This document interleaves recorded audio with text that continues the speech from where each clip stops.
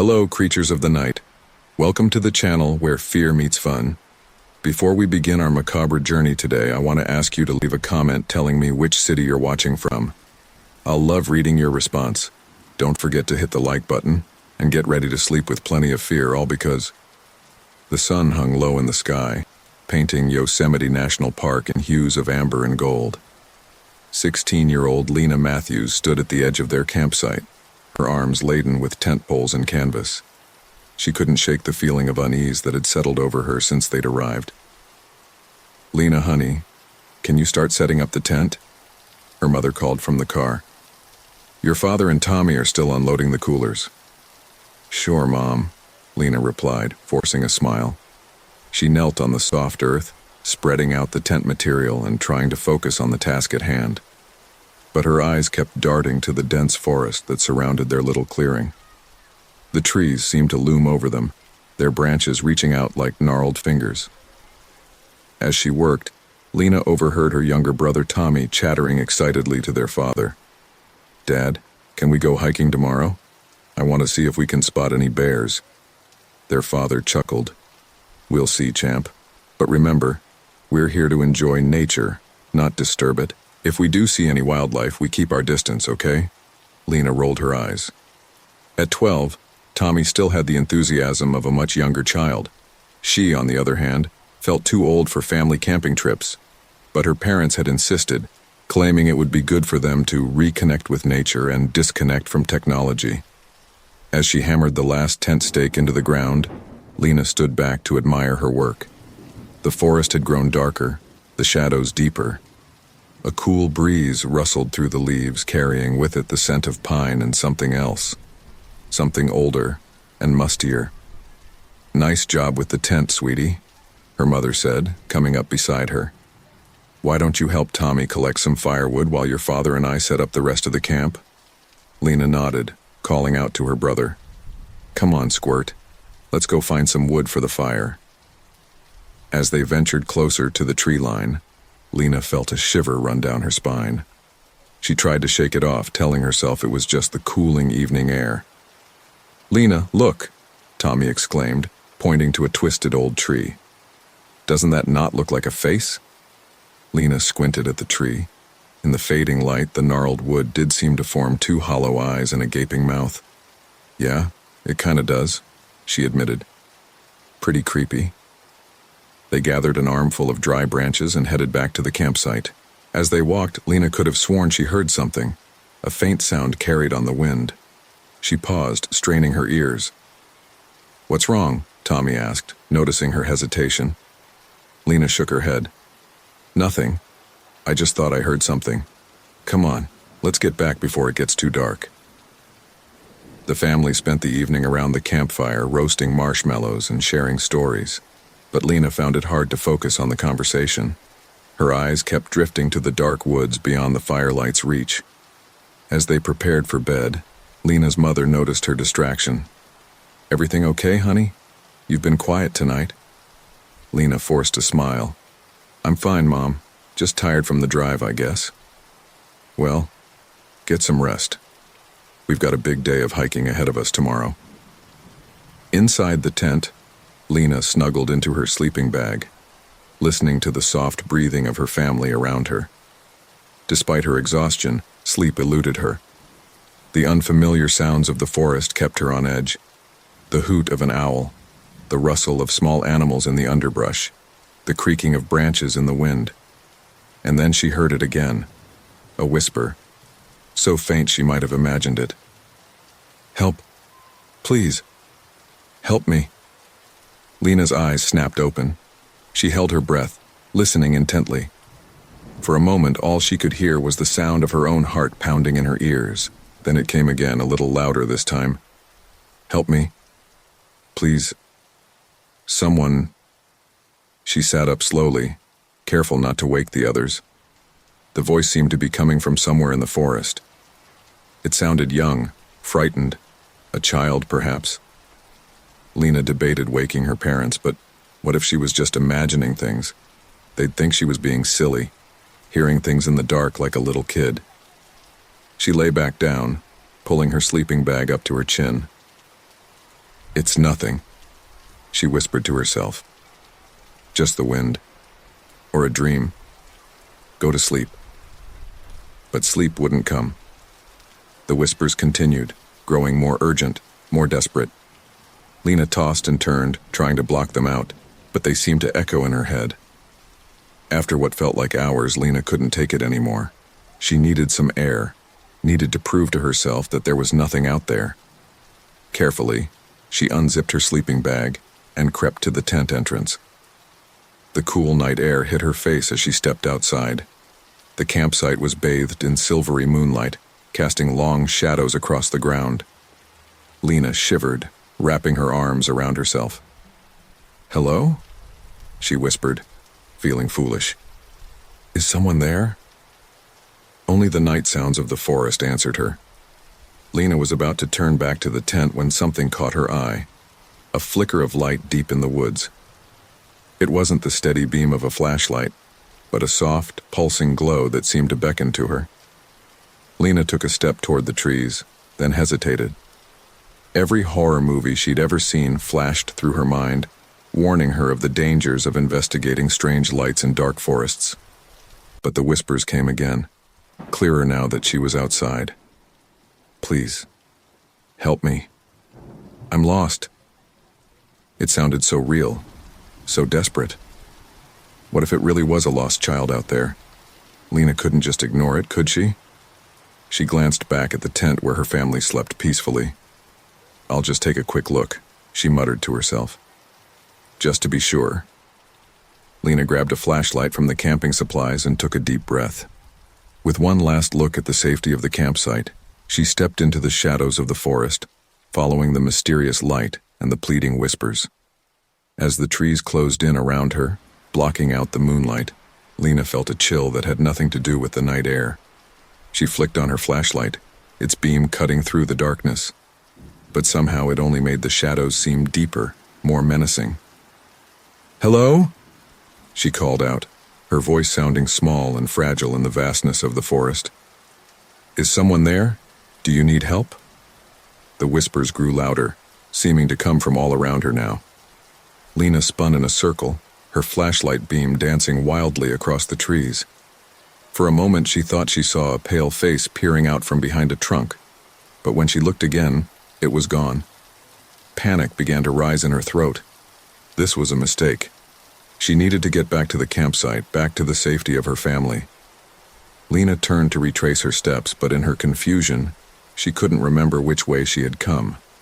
The forest seemed to press in on her, the trees looming impossibly tall. The whispers had become a cacophony, overlapping and echoing until Lena couldn't make out individual words anymore. Her breath came in short gasps as she stumbled through the underbrush, branches catching at her clothes and hair.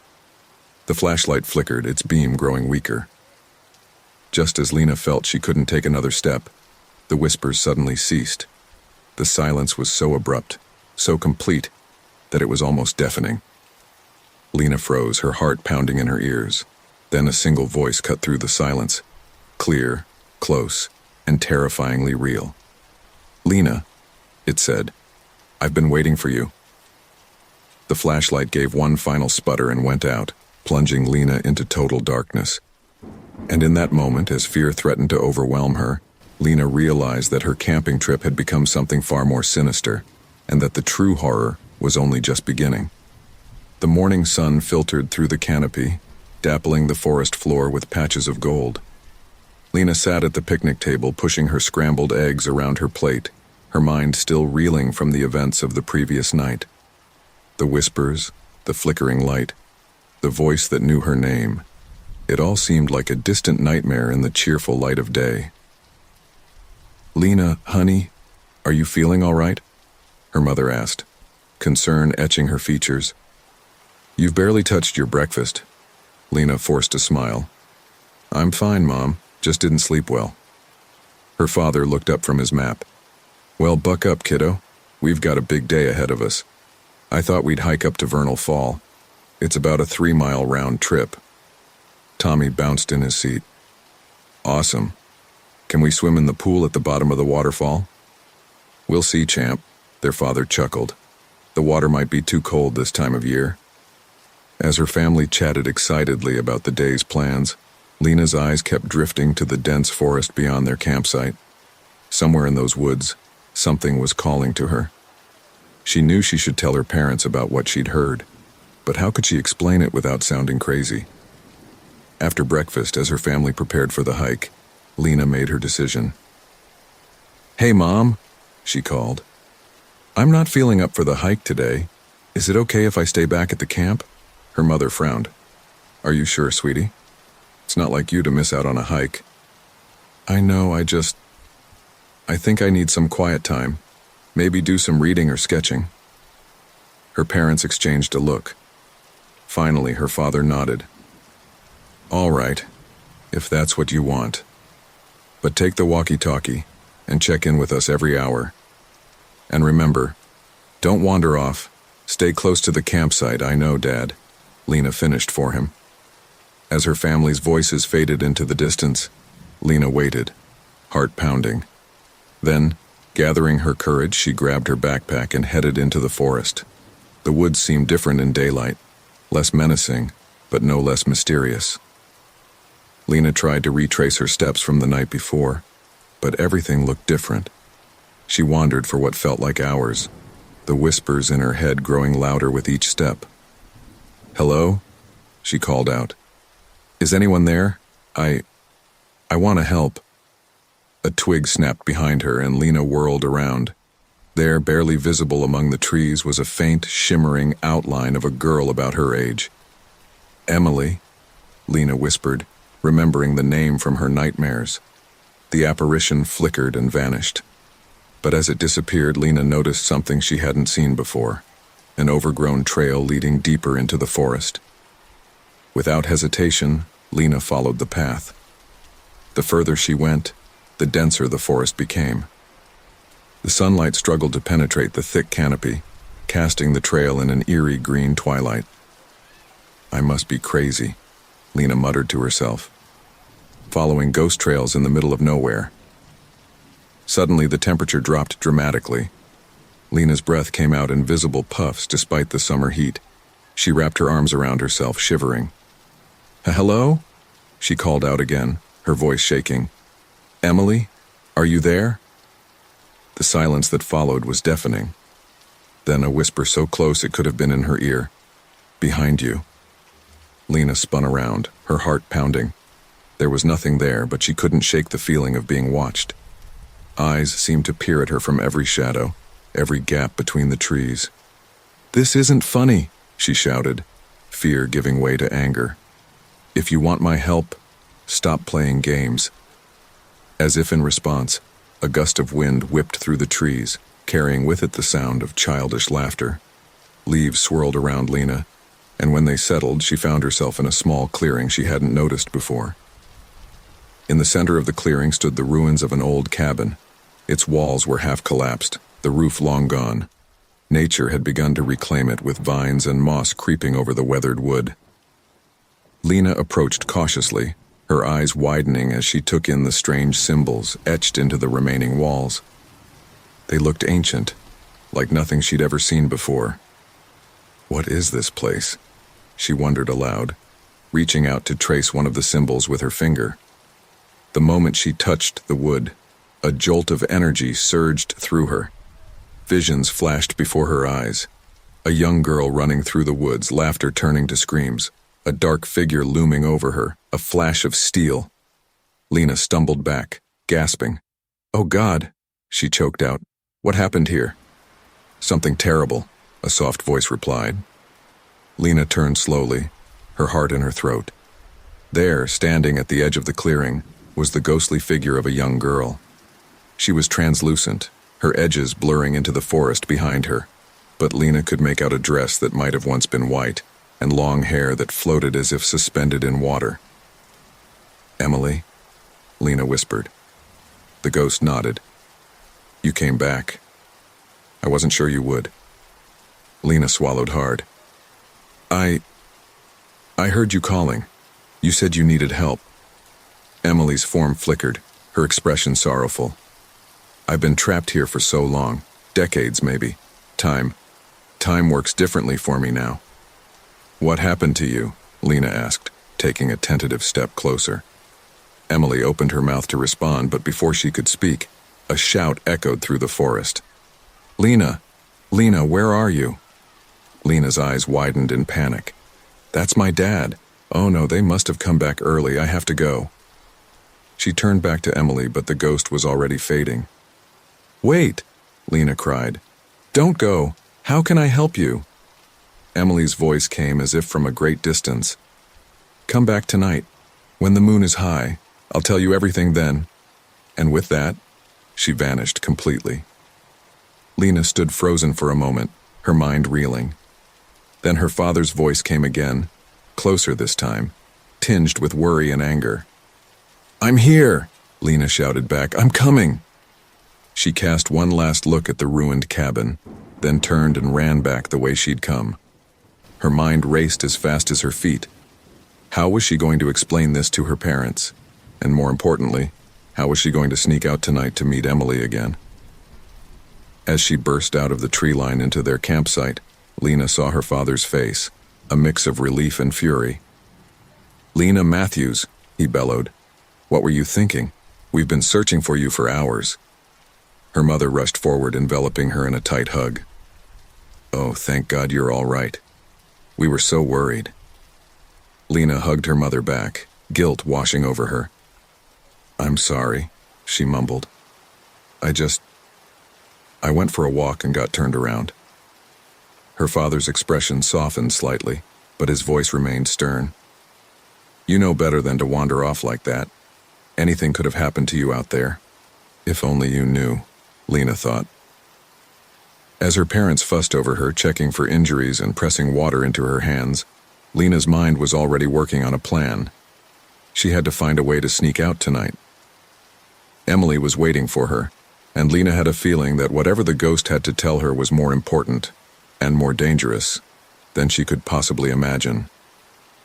The sun began to set, painting the sky in brilliant oranges and pinks, but Lena couldn't appreciate the beauty. For her, the approaching night brought only a mix of anticipation and dread. As darkness fell over the forest, she knew that her real adventure, and her real danger, was just beginning. The moon hung high in the inky black sky, casting an ethereal glow over the campsite. Lena lay in her sleeping bag, eyes wide open, listening to the steady breathing of her family. She'd been waiting for this moment for hours, her heart pounding with a mixture of excitement and fear. Slowly, carefully, she unzipped her sleeping bag and crept out of the tent. The cool night air sent a shiver down her spine, or perhaps it was the anticipation of what was to come. Lena cast one last glance at the tent, guilt gnawing at her insides. But the pull of the forest, of Emily's story, was too strong to ignore.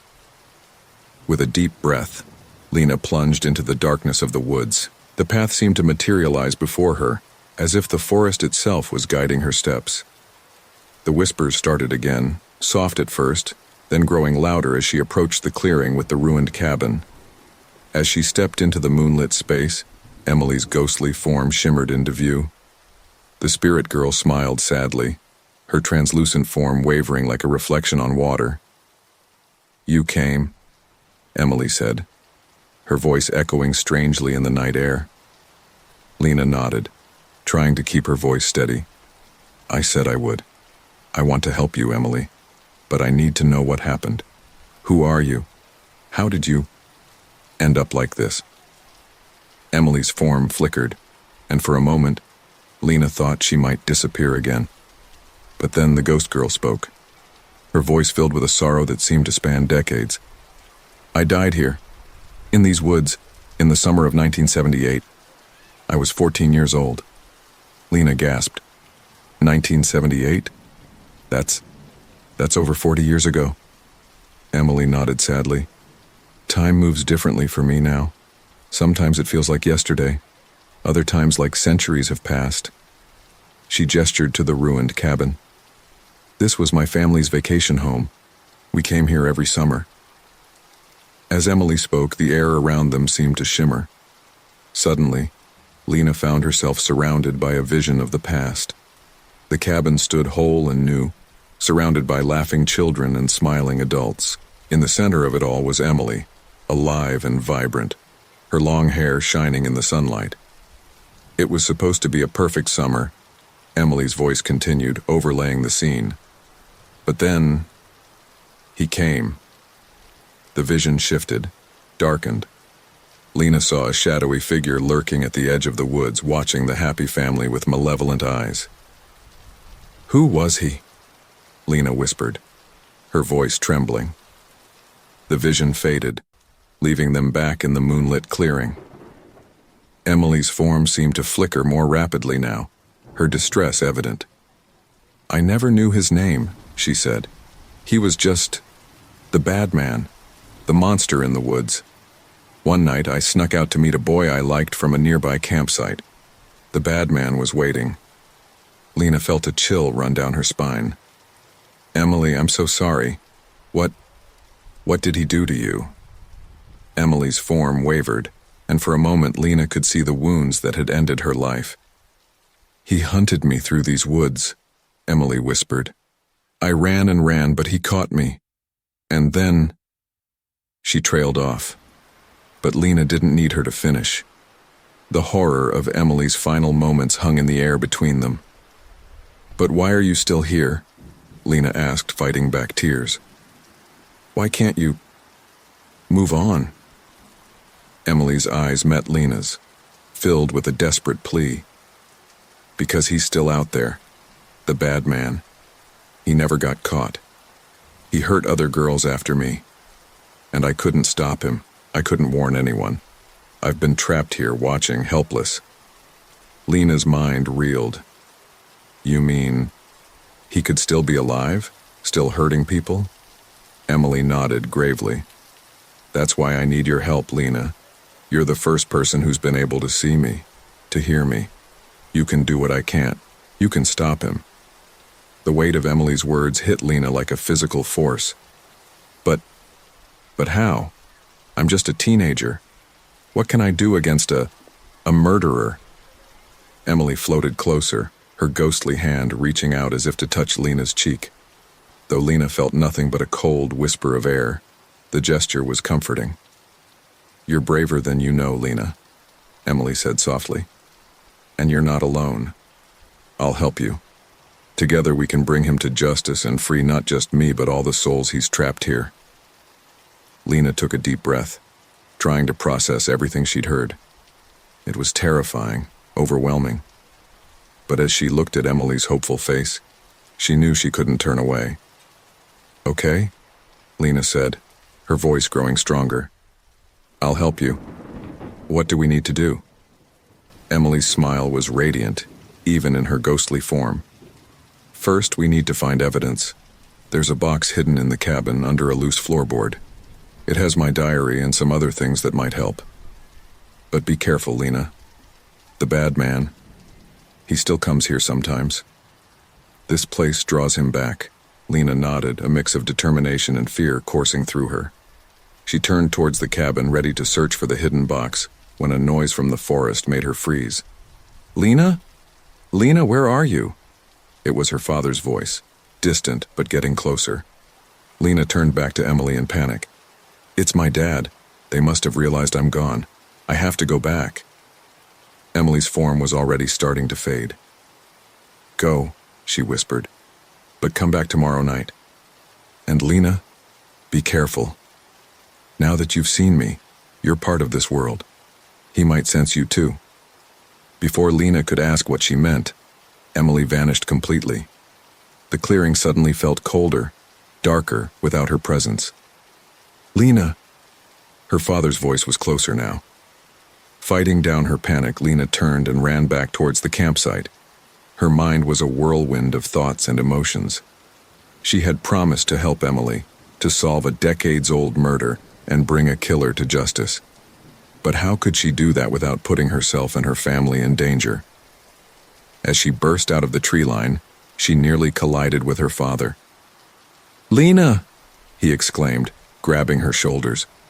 "What on earth are you doing out here in the middle of the night?" Lena's mind raced, searching for an explanation. I couldn't sleep. I thought I heard something and came out to check. I'm sorry, Dad.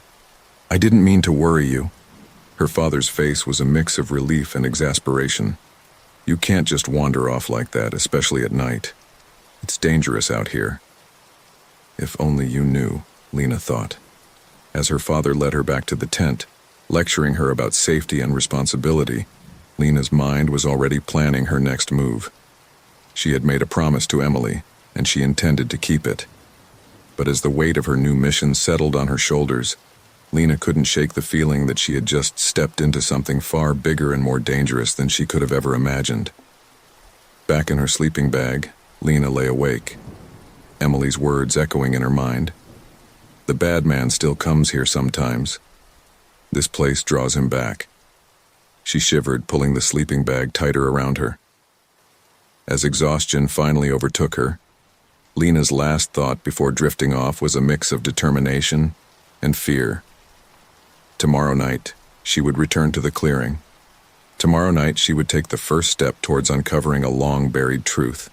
And maybe, just maybe, she would help lay a restless spirit to peace.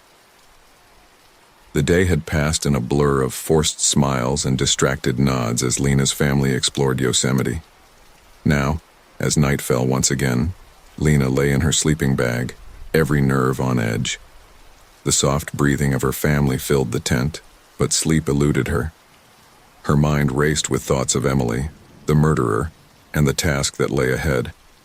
A sudden rustling sound made Lena's eyes snap open. In the dim moonlight filtering through the tent, she saw her water bottle slowly slide across the floor, as if pulled by an invisible hand. Lena's heart pounded. "Emily?" she whispered, barely audible. The water bottle stopped moving. For a moment, all was still. Then, Lena's backpack unzipped itself, and her journal floated out, hovering in midair. Fighting down a scream, Lena watched as the journal opened, pages flipping rapidly before settling.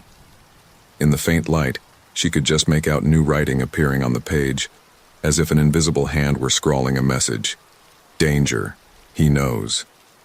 The journal dropped to the floor with a soft thud. Lena reached for it with trembling hands, but before she could grab it, a blood-curdling scream pierced the night. "Lena! Lena! Help me!" Lena bolted upright, her heart in her throat. It was Tommy's voice. Their parents stirred, groggy with sleep. "Tommy," their mother called. "What's wrong, sweetheart?" Lena was already at her brother's side. Tommy's face was pale, his eyes wide with terror. There was a girl," he stammered. "She was standing right there, watching me. Her eyes, they were all black, and she was crying blood."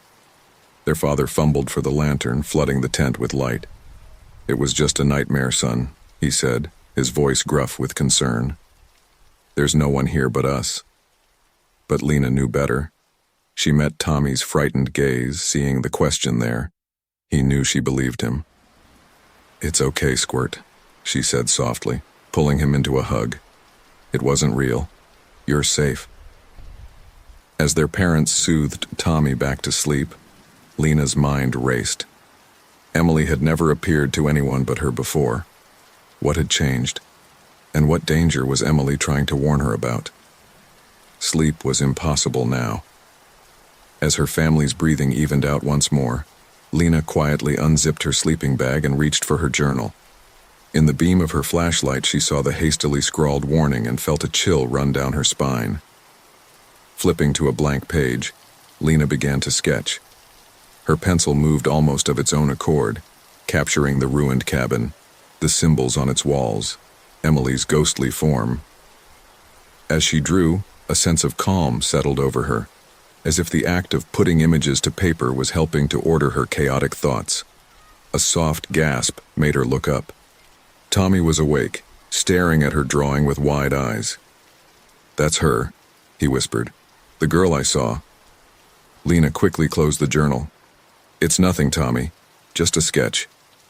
But Tommy shook his head stubbornly. "No, it's not. You've seen her too, haven't you? That's why you've been acting so weird." Lena hesitated, torn between protecting her brother and the desperate need to confide in someone. Finally, she sighed. Yeah, I've seen her. Her name is Emily. She needs our help. Tommy's eyes lit up with a mixture of fear and excitement. Is she a real ghost? What happened to her? Why does she need help? Shh, Lena warned, glancing at their still sleeping parents. It's complicated, Tommy, and dangerous. You can't tell Mom and Dad, okay? Tommy nodded solemnly. I promise. But you have to tell me everything. Lena took a deep breath and, in hushed tones, told Tommy about Emily, the murder, and the unfinished business that kept her spirit bound to the forest. As she spoke, she could see the fear in Tommy's eyes, slowly being replaced by determination. We have to help her, he said when she finished. We can't let that bad man hurt anyone else. Lena smiled sadly, ruffling her brother's hair. It's not that simple, Squirt. We're just kids. This is serious, dangerous stuff. But we can't just do nothing, Tommy protested. Before Lena could respond, a loud crack echoed through the campsite. Both siblings jumped, eyes darting to the tent entrance. What was that? Tommy whispered. Lena shook her head, listening intently. The night had gone eerily silent, not even the usual forest sounds penetrating the stillness. Slowly, carefully, Lena unzipped the tent flap and peered out. The campsite was bathed in moonlight, shadows stretching long and dark across the ground. Nothing seemed out of place, and yet, a flicker of movement caught her eye. Near the edge of the clearing, just where the forest began, stood a figure. It was too dark to make out details, but Lena could feel its gaze fixed on her. Fear paralyzed her, her breath catching in her throat. Then, as quickly as it had appeared, the figure melted back into the shadows of the trees. Lena zipped the tent closed with shaking hands, her mind reeling. Had that been Emily? Or someone else? Lena? Tommy's voice quavered. What is it? What did you see? She turned to her brother, forcing a reassuring smile. Nothing, she lied. Probably just an animal. Go back to sleep, okay? As Tommy settled back into his sleeping bag, Lena lay awake, every sense on high alert. She knew sleep wouldn't come again tonight. The next morning dawned bright and clear, but Lena felt as if a shadow hung over her. As her family prepared for a day of hiking, she went through the motions mechanically, her mind elsewhere. Lena, honey? Her mother's voice broke through her thoughts. Are you feeling all right? You look pale. Lena mustered a smile. I'm fine, Mom, just didn't sleep well. Her father frowned. Maybe you should stay back at the camp today, get some rest. No, Lena said, perhaps too quickly. The thought of being alone at the campsite sent a shiver down her spine. I mean, I'm okay. I want to come with you guys. As they set off on the trail, Lena couldn't shake the feeling of being watched. Every rustle in the underbrush, every shadow between the trees seemed to hide potential danger. Halfway up the trail, disaster struck. As they navigated a particularly steep section, Lena's foot slipped on loose gravel. She felt herself falling, the world tilting crazily around her. She braced for impact with the hard ground far below, but the impact never came. Instead, she felt something catch her. Invisible hands seemed to grasp her arms, steadying her and pulling her back to safety. As Lena regained her footing, gasping for breath, she heard Emily's voice, clear as day. Be careful. I can't always be here to catch you. Lena, her father cried, rushing to her side. Are you all right? That was a close call. Lena nodded, still shaken. I'm okay. I just lost my balance for a second. As her family fussed over her, checking for injuries, Lena's mind raced. Emily had saved her. The ghost girl's powers were growing stronger, her ability to interact with the physical world increasing. But if Emily was getting stronger, what did that mean for the dark presence Lena had sensed the night before? Was the bad man growing stronger too? As they continued their hike, Lena felt the weight of her secret pressing down on her. She was in over her head, caught between two worlds, with forces she didn't understand swirling around her. That night, as the family gathered around the campfire, Lena made her decision. She had to return to the ruined cabin, had to find the evidence Emily had spoken of. It was the only way to put an end to this, to free Emily and stop the evil that lurked in these woods. As she stared into the dancing flames, Lena steeled herself for what was to come. Tomorrow night, she would sneak out again. Tomorrow night, she would face her fears and dive deeper into the mystery that had ensnared her. Little did she know, the true terrors were only just beginning. The ranger station loomed before Lena, a squat wooden building that seemed to blend into the surrounding forest. Her heart pounded as she approached, glancing over her shoulder to ensure her family was still occupied with their nature walk. She had begged off, claiming a headache, but in reality her mind was laser-focused on the task at hand. Taking a deep breath, Lena pushed open the heavy door and stepped inside. The interior was cool and dim, smelling of pine and old paper. A bored-looking ranger glanced up from his desk. "Can I help you, miss?" he asked, his voice gruff but not unkind. Lena summoned her most innocent smile. "Hi, I'm doing a school project on the history of Yosemite. I was wondering if you had any old newspapers or records I could look at." The ranger's eyebrows rose. "School project? In the middle of summer?" "Advanced placement," Lena lied smoothly. "We get extra credit for summer research." After a moment's hesitation, the ranger shrugged. "Well, I suppose it can't hurt. We've got some old archives in the back room. Just don't make a mess, okay?" Lena nodded eagerly. "Thank you so much." The back room was a treasure trove of information. Dusty filing cabinets lined the walls, and shelves sagged under the weight of old ledgers and newspaper binders. Lena's fingers trembled as she began her search, flipping through yellowed pages of local newspapers from the late 1970s. Hours seemed to pass in minutes as she pored over the archives. Just as she was about to give up hope, a headline caught her eye. "Local girl missing in Yosemite."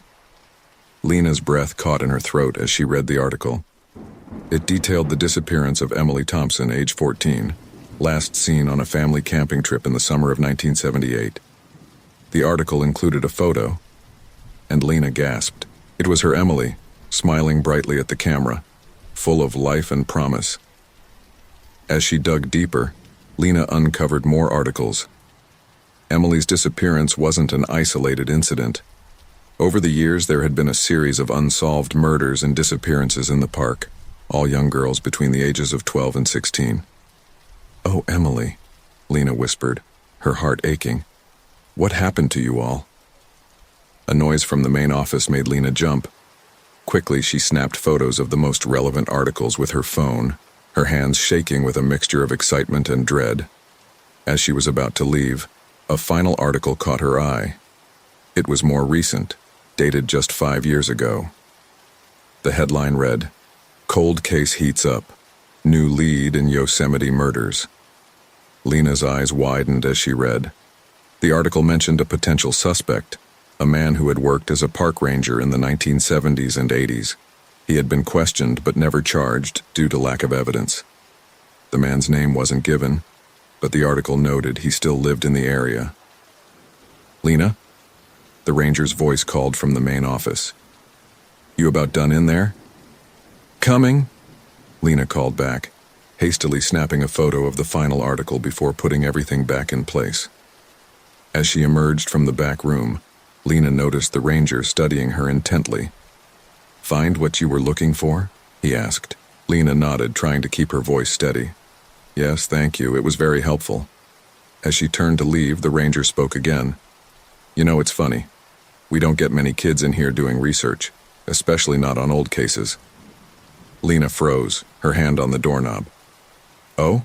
she managed, her voice sounding strained even to her own ears. The ranger's voice was casual, but there was an edge to it that sent chills down Lena's spine. "Yeah. Last person who came asking about those old cases was a detective a few years back.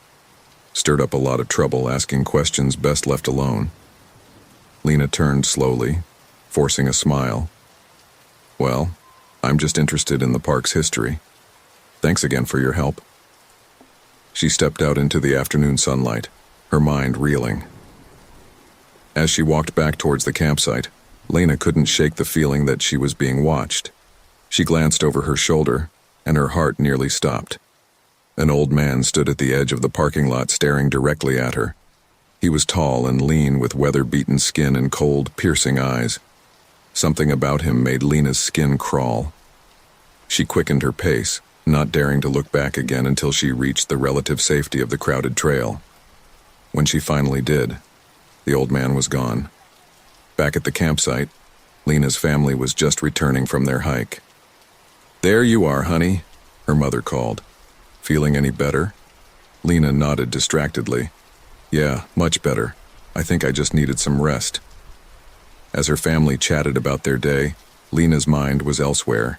She needed to process everything she'd learned, to figure out her next move.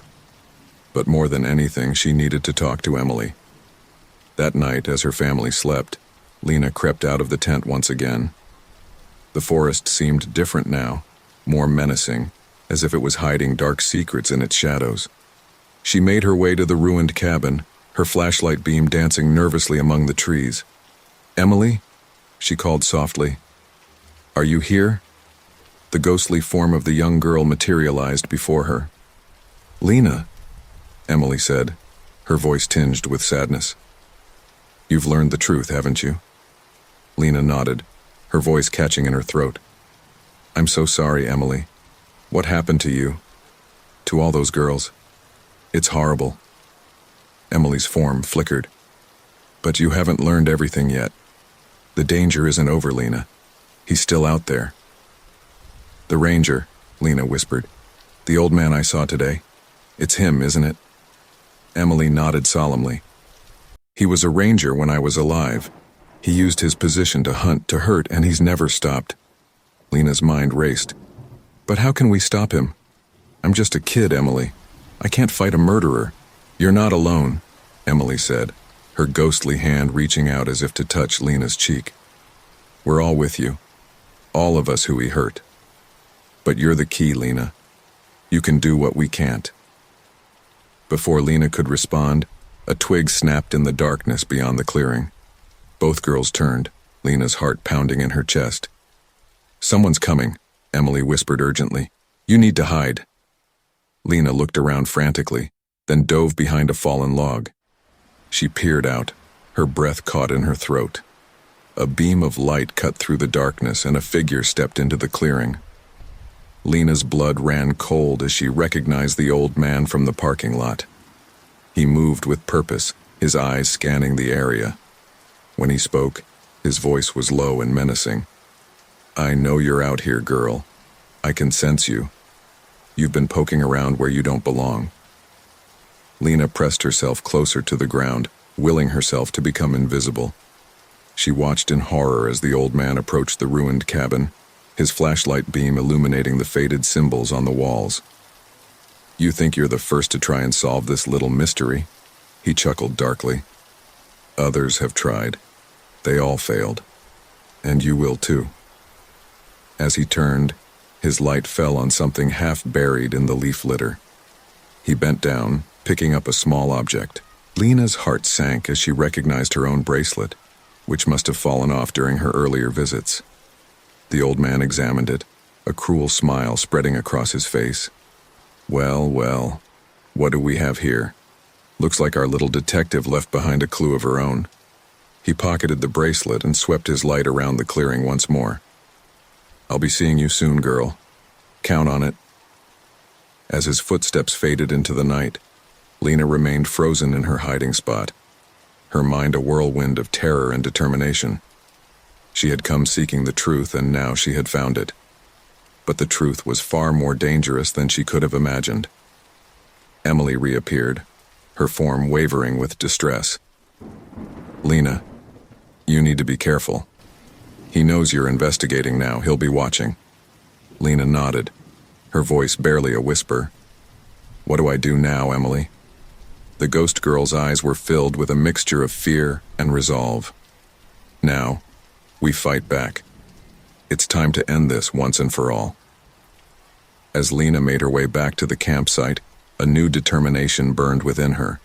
She had uncovered the truth, but the real battle was just beginning. With Emily and the other spirits at her side, she would face the darkness that had plagued these woods for decades. But as she slipped back into her tent, Lena couldn't shake the feeling that she had just set in motion events that would change her life forever. The old man's words echoed in her mind. "I'll be seeing you soon, girl. Count on it." The hunt was on, and Lena was both predator and prey. As she lay in her sleeping bag, staring at the tent ceiling, she knew that tomorrow would bring new dangers, new challenges. But she was ready. For Emily, for all the victims, and for herself, she would see this through to the end. The morning sun had barely crested the horizon when Lena awoke to the sound of raised voices outside the tent. She blinked groggily, her mind still clouded with the remnants of uneasy dreams. "What do you mean all the tires are flat?" Her father's voice, usually so calm, was tinged with frustration. "I'm telling you, John, they're all completely deflated. It's like someone let the air out overnight." Her mother's voice was quieter, but Lena could hear the worry in it. Lena's blood ran cold. She scrambled out of her sleeping bag, nearly tripping over Tommy in her haste to get outside. The scene that greeted her confirmed her worst fears. Their car sat forlornly in the campsite, all 4 tires pancaked against the ground. Her parents stood beside it, faces creased with concern. "Maybe it was a bear," Tommy suggested, emerging from the tent behind Lena. Their father shook his head. "Bears don't deflate tires, son. This was deliberate." Lena's mind raced. She knew exactly who was responsible, but how could she explain that to her family? A park ranger's truck pulled up, and Lena's heart sank as she recognized the driver. It was the old man from the clearing, his cold eyes sweeping over the family before settling on Lena. "Heard you folks were having some car trouble," he said, his voice deceptively friendly. "Thought I'd come take a look." Lena's father stepped forward, relief evident on his face. "Thanks, Ranger." "Hawkins," the old man supplied. "Bill Hawkins. Been working these woods for longer than I care to admit." His gaze flickered to Lena again, a hint of a smirk playing at his lips. As Ranger Hawkins inspected the car, Lena's mother turned to the children. "Why don't you two pack up the tent while we sort this out? We might have to head into town for repairs." Lena nodded numbly, her mind whirling. She needed to warn her family, but how? They'd never believe the truth. As she and Tommy began breaking down the tent, Lena overheard snippets of conversation between the adults. No way to repair all 4 here. Nearest town is about 30 miles. Lodge just up the road. Finally, her father approached them. "Change of plans, kids. We're going to stay at the park lodge while the car gets fixed. Ranger Hawkins has offered to give us a ride." Lena's heart hammered in her chest. "Dad, wait. Maybe we should just call a tow truck instead." Her father frowned. "Lena, don't be rude. Ranger Hawkins is being very helpful." "But that's enough, Lena," her mother cut in. "Start packing your things. We leave in 10 minutes." The ride to the lodge was tense, at least for Lena. She sat rigid in the back of the ranger's truck, hyper-aware of every turn and bump in the road. Tommy chattered excitedly about the lodge, oblivious to his sister's distress. Ranger Hawkins' voice drifted back from the driver's seat. "You know, we don't get many teenagers interested in the park's history these days. Most of them are too busy with their phones." Lena's parents laughed politely, but she could feel the old man's eyes on her in the rearview mirror. "Oh, Lena's always been curious," her mother said. "She was doing some research for a school project yesterday." "Is that right?" Hawkins's voice was casual, but Lena could hear the dangerous undertone. "Find anything interesting?" Lena forced herself to meet his gaze in the mirror. "Just some old news articles, nothing special." The lodge loomed before them, a sprawling wooden structure that would have been charming under different circumstances. As they unloaded their bags, Ranger Hawkins pulled Lena's father aside. "Listen, if you folks need anything while you're here, don't hesitate to ask. I'll be around." Lena watched the exchange, a chill running down her spine. She knew the offer wasn't born of kindness. The family checked into their rooms, Lena sharing with Tommy while her parents took the adjacent room. As they settled in, Lena's mind raced, trying to formulate a plan. "Hey, Squirt," she said to Tommy. "Want to explore the lodge with me?" Tommy's eyes lit up. "Yeah, maybe they have a game room." They wandered the lodge's hallways, Lena keeping a watchful eye out for any sign of Ranger Hawkins. As they passed the front desk, she overheard a snippet of conversation that made her pause. "Been here forever. Started as a ranger back in the 70s. Lena edged closer, straining to hear more. "Bit odd, if you ask me. There were those missing persons cases back then." "Shh, we don't talk about that. Bad for business." Lena's suspicions were confirmed. Ranger Hawkins had been here during Emily's disappearance. He was the killer they'd been searching for all along. That evening, the family gathered in the lodge's dining room for dinner. Lena picked at her food, her appetite gone. She couldn't shake the feeling of being watched. As if summoned by her thoughts, Ranger Hawkins appeared at their table. "Everything to your liking, folks?" Lena's parents smiled and nodded, but she noticed Tommy shrink back slightly in his chair. Her brother might be young, but he wasn't stupid. He sensed something was off. "Actually," Lena spoke up, her voice steadier than she felt, "I was wondering if the lodge had any old photos or documents about the park's history, for my project." Hawkins' eyes narrowed almost imperceptibly. "There might be some old records in the basement archive, but it's not really open to guests." "Oh, that's a shame," Lena's mother said. "Lena's so passionate about her research." A tense moment passed before Hawkins forced a smile. "Well, I suppose I could make an exception. How about I show you down there after dinner, young lady?" Lena's heart raced. This was her chance to find evidence, but it was also incredibly dangerous. "That would be great, thank you." As dinner wrapped up, Lena pulled Tommy aside. "Listen to me carefully," she whispered. "If I'm not back in an hour, tell Mom and Dad to call the police. Don't let them brush you off. Promise me." Tommy's eyes widened. "Lena, what's going on?" "I can't explain now, but please, just trust me. 1 hour, okay?" Tommy nodded solemnly. "Okay, be careful, sis." Lena followed Ranger Hawkins down a narrow staircase to the lodge's basement. The air grew cooler and mustier with each step. At the bottom, Hawkins flicked on a light, illuminating rows of shelves filled with dusty boxes and binders. "Well, here we are," he said, gesturing around. "Park records going back nearly a century. Feel free to look around." Lena moved cautiously along the shelves, acutely aware of Hawkins's presence behind her. She pulled out a binder labeled 1970-1980 and began flipping through it. "Find anything interesting?" Hawkins's voice was closer now. Lena's fingers trembled as she turned a page, revealing a familiar face. Emily's missing person report stared back at her. "You know," Hawkins said, his tone conversational, "curiosity can be a dangerous thing, especially for young girls who don't know when to leave well enough alone." Lena spun around, finding Hawkins blocking the staircase. His friendly demeanor was gone, replaced by a cold, calculating look that sent chills down her spine. "I know what you did," Lena said, her voice shaking despite her efforts to stay calm.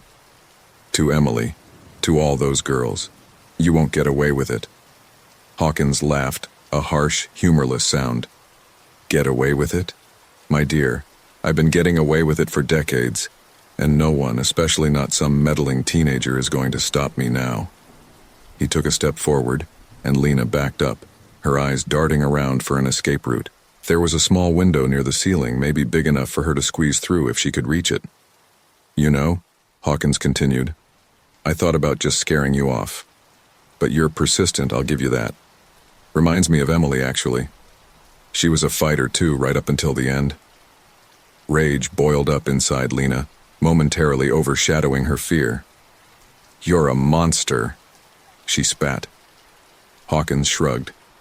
"Maybe so, but I'm a monster who's very good at covering his tracks. Your little accident in the woods is already planned out. Such a tragedy. A young girl falling from Glacier Point. They might not even find your body for weeks." He lunged forward suddenly, but Lena was ready. She dodged to the side, sending a stack of boxes tumbling into his path. In the moment of confusion, she made a dash for the window. Her fingers had just grasped the sill when she felt Hawkins' hand close around her ankle. Lena kicked out wildly, connecting with something solid. Hawkins grunted in pain, his grip loosening just enough for Lena to pull herself up. The window was small, barely big enough for her to squeeze through. Glass shattered as she pushed against it, cutting into her palms, but adrenaline dulled the pain as she wriggled out into the cool night air. Lena hit the ground running, Hawkins's enraged shouts fading behind her. She sprinted towards the lodge's main entrance, her lungs burning. "Mom! Dad!" she screamed as she burst through the doors. "We have to go! Now!" Her parents jumped up from their seats in the lobby, alarm clear on their faces.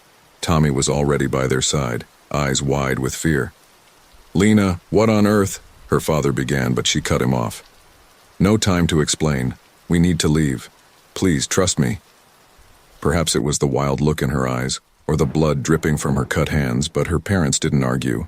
They rushed to their rooms, grabbing their belongings. As they hurried to the parking lot, Lena could hear commotion building behind them.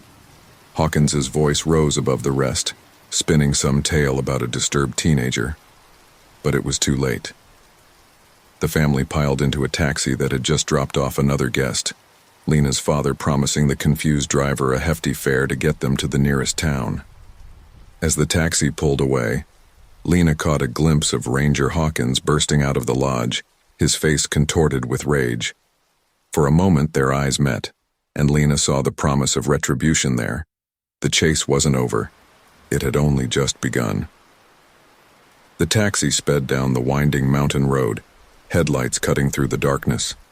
Inside, the Matthews family sat in tense silence, the events of the past hour still sinking in. Lena's hands, hastily bandaged with a first aid kit from her mother's purse, throbbed with each bump in the road. "Lena." Her father's voice was tight with barely contained anger and confusion. "You need to tell us what's going on. Right now." Lena took a deep breath, her mind racing. How could she possibly explain everything without sounding completely insane? She glanced at Tommy, who gave her an encouraging nod. It's about the missing girls," she began hesitantly. "The ones from the 70s and 80s. I found out who was responsible." Her mother gasped. "Lena, what are you talking about? What missing girls?" "There were a series of disappearances in Yosemite," Lena explained, the words tumbling out faster now. "Young girls all around my age. I found old newspaper articles about it, and I think Ranger Hawkins was behind them all." Her father's brow furrowed. "That's a very serious accusation, Lena. Do you have any proof?" Lena's heart sank. Of course they didn't believe her. I saw things in the lodge basement, records, and Hawkins, he threatened me.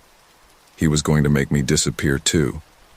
The taxi driver, who had been listening intently, spoke up. "You folks talking about Bill Hawkins? The old ranger?"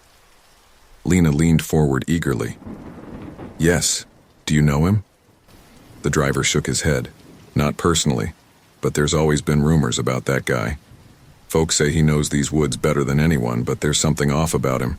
Some of the local kids swear they've seen him out in the forest at night doing God knows what." Lena's parents exchanged worried glances. Her mother reached out, gently taking Lena's bandaged hands. "Honey, why didn't you come to us with this?" "Would you have believed me?" Lena asked softly. "I barely believed it myself at first." A tense silence fell over the car. Then Tommy spoke up. "She's telling the truth. I saw things too. The ghost girl in our tent, remember?" Their parents looked even more confused now. "Ghost girl? Tommy, what are you talking about?" Before Tommy could respond, the taxi driver suddenly cursed, his eyes fixed on the rear-view mirror. "We've got company, folks. There's a truck gaining on us fast." Lena's blood ran cold. She turned in her seat, peering out the back window. Sure enough, a pair of headlights was rapidly approaching, weaving dangerously on the narrow road. "It's him," she whispered. "He's found us." The taxi driver pressed down on the accelerator, the car lurching forward with renewed speed. "Hold on tight, folks, this might get bumpy." The chase was on. The taxi swerved around tight bends, the driver's knuckles white on the steering wheel. Behind them, Hawkins's truck drew ever closer, its headlights flooding the taxi's interior. "Can't this thing go any faster?" Lena's father demanded, his calm facade finally cracking. The driver gritted his teeth. "I'm giving her all she's got." But this old girl wasn't built for speed. Suddenly there was a loud bang, and the taxi lurched violently to one side. "He's shooting at us!" Tommy cried, ducking down in his seat. The driver fought to keep the car on the road. "We've got a blown tire, I can't keep this up much longer." Lena's mind raced. They couldn't outrun Hawkins, not like this. They needed another plan. Her eyes scanned the dark forest rushing by outside the window, and suddenly she had an idea. "Stop the car!" she shouted. "Are you crazy?" her father yelled back. "He'll catch us." Lena shook her head frantically. "Trust me, please, I know these woods. It's our only chance." The driver looked at her in the rearview mirror, indecision clear on his face. Then, with a muttered prayer, he slammed on the brakes. The taxi skidded to a halt at the edge of the road. Behind them, Hawkins' truck was closing in fast. "Everybody out!" Lena commanded, throwing open her door. "Into the forest now!" Her family hesitated for only a moment before following her lead. They plunged into the darkness of the woods just as Hawkins' truck screeched to a stop behind their abandoned taxi. "This way," Lena called, leading them deeper into the forest. She could hear Hawkins crashing through the underbrush behind them, his enraged shouts echoing through the trees. They ran blindly through the night, branches whipping at their faces, roots threatening to trip them at every step. Lena's lungs burned, but fear drove her onward. She knew where she was going, guided by an instinct she couldn't explain. "Lena!" Emily's ghostly voice suddenly rang out. "This way!" Lena veered to the left, following the spectral sound. Her family, unable to hear Emily, followed her lead without question. "Where are we going?" her mother gasped, struggling to keep up. "Somewhere safe," Lena panted. "I hope." After what felt like hours but was probably only minutes, they burst into a familiar clearing. The ruined cabin stood before them, its weathered walls a welcome sight to Lena's eyes. "In here," she urged, ushering her family towards the structure. Her father balked at the entrance. "Lena, this place looks like it could collapse any second." "Please, Dad," Lena pleaded. "It's our only chance." With clear reluctance, her parents and Tommy followed her inside. The interior was dark and musty, filled with shadows that seemed to move of their own accord. "Now what?" Tommy whispered, his voice quavering. Lena moved to the center of the room, her eyes searching the floor. "There's a trapdoor somewhere. Help me find it." They scrabbled in the darkness, hands feeling along the rotting floorboards. Outside they could hear Hawkins getting closer, his angry shouts piercing the night. "Here!" Tommy suddenly exclaimed. "I think I found something." Lena rushed over, her fingers finding the edge of a hidden door. With a heave, she pulled it open, revealing a dark space below. "Everyone in," she ordered. "Quickly." One by one, they lowered themselves into the underground chamber. Lena was the last to enter, pulling the trap door shut above her, just as Hawkins's heavy footsteps reached the cabin. In the pitch darkness of the hidden room, the family huddled together, barely daring to breathe. Above them, they could hear Hawkins moving around, his footsteps creaking on the old floorboards. "I know you're here, girl," his voice called out, terrifyingly close. "You can't hide forever. I know these woods better than anyone. I'll find you, just like I found all the others." Lena felt her mother's arms tighten around her, a silent question in the gesture. Lena squeezed her hand in response, a promise that she would explain everything later, if they survived this. Minutes stretched into what felt like hours. Hawkins continued to search, his movements growing more frantic, his threats more graphic. Lena's father had found an old piece of pipe in the darkness and gripped it tightly, ready to defend his family if needed. Just when it seemed Hawkins would never leave, a new voice cut through the night. It was faint at first, then grew stronger. A young girl's voice, singing a lullaby. Emily's voice. Hawkins' movements stopped abruptly. "No," they heard him mutter. "It can't be. You're not real." The singing grew louder, joined by other voices.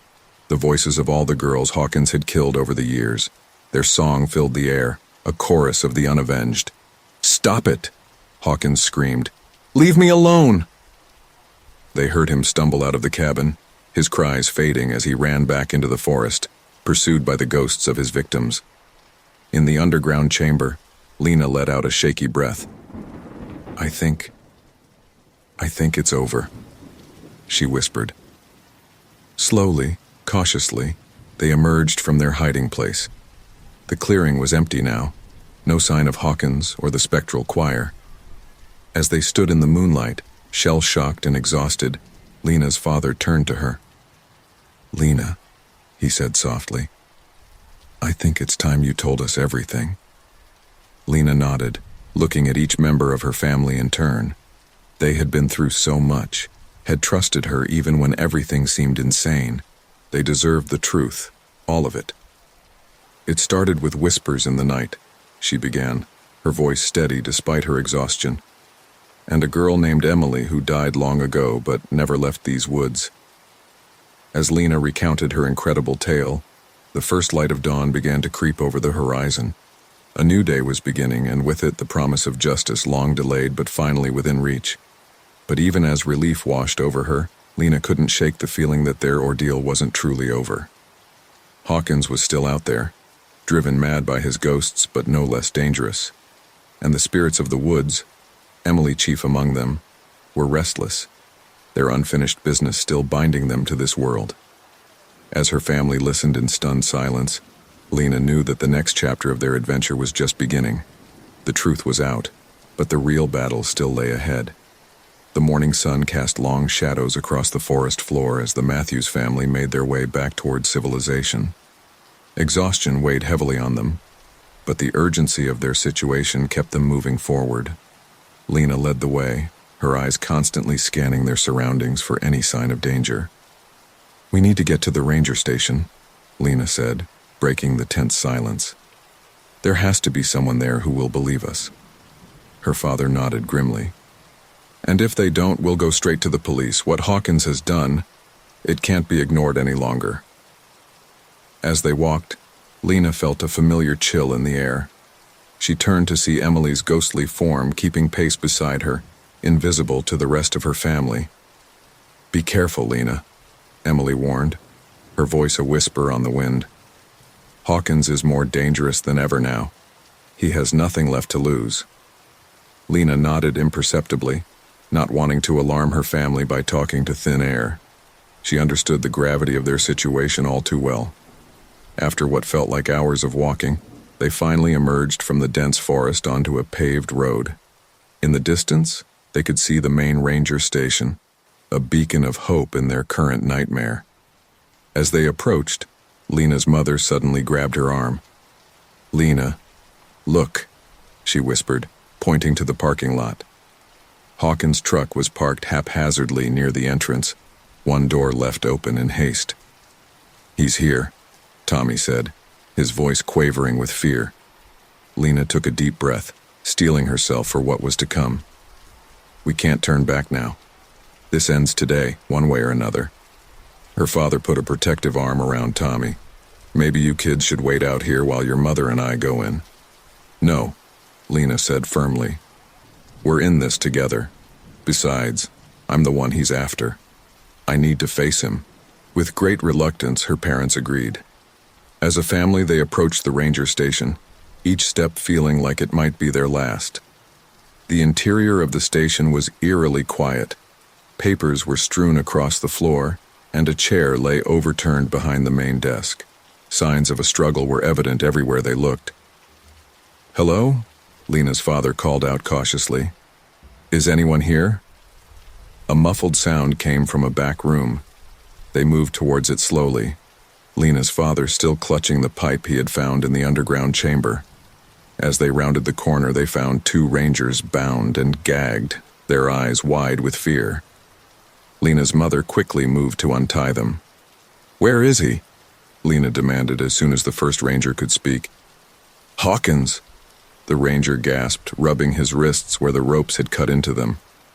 "He came in like a man possessed, raving about ghosts and unfinished business. He took the keys to the old fire watchtower and headed up there." Lena's blood ran cold. The fire watchtower. Of course. The highest point in the park, with a view of everything below. The perfect place for a final stand. "We need to call for backup," the other ranger said, reaching for the radio. "There's no time," Lena insisted. "He's after me. I need to end this now." Her parents looked at her in horror. "Absolutely not," her father said. "We're not letting you anywhere near that madman." But Lena stood her ground. "Don't you see? This is bigger than just us now. How many more girls will disappear if we don't stop him? I'm the only one who can do this." A tense silence fell over the room. Then slowly Emily materialized, visible to everyone for the first time. The rangers stumbled back in shock, but Lena's family stood their ground, having heard her story. "She's right," Emily said, her voice echoing with an otherworldly resonance. "Lena is the key to ending this cycle of violence, but she won't be alone." One by one, other spectral forms appeared. Girls of various ages, all victims of Hawkins over the decades. They surrounded Lena, their presence both chilling and comforting. Lena's mother choked back a sob. "My God, there are so many of them." Lena looked at each ghostly face, feeling the weight of their lost lives, their unfulfilled potential. She knew what she had to do. "I'm going up there," she said with finality. "But I'll need your help." What followed was a flurry of activity. The rangers provided Lena with a walkie-talkie and a map showing the quickest route to the fire watchtower. Her father insisted on coming with her, while her mother and Tommy would stay behind with the rangers to coordinate with the police and emergency services. As they prepared to leave, Lena pulled Tommy aside. "I need you to do something for me, Squirt," she said softly. Tommy nodded solemnly. "Anything." Lena pressed her journal into his hands. If something happens to me up there, make sure people know the truth. About Emily, about all of them. Promise me." Tommy's eyes welled with tears, but he set his jaw determinedly. "I promise. But you're coming back, Lena. You have to." With a final hug for her mother and brother, Lena set out with her father and their ghostly entourage. The trek to the fire watchtower was steep and treacherous, made all the more difficult by the need for stealth. As they neared the top, Emily floated close to Lena.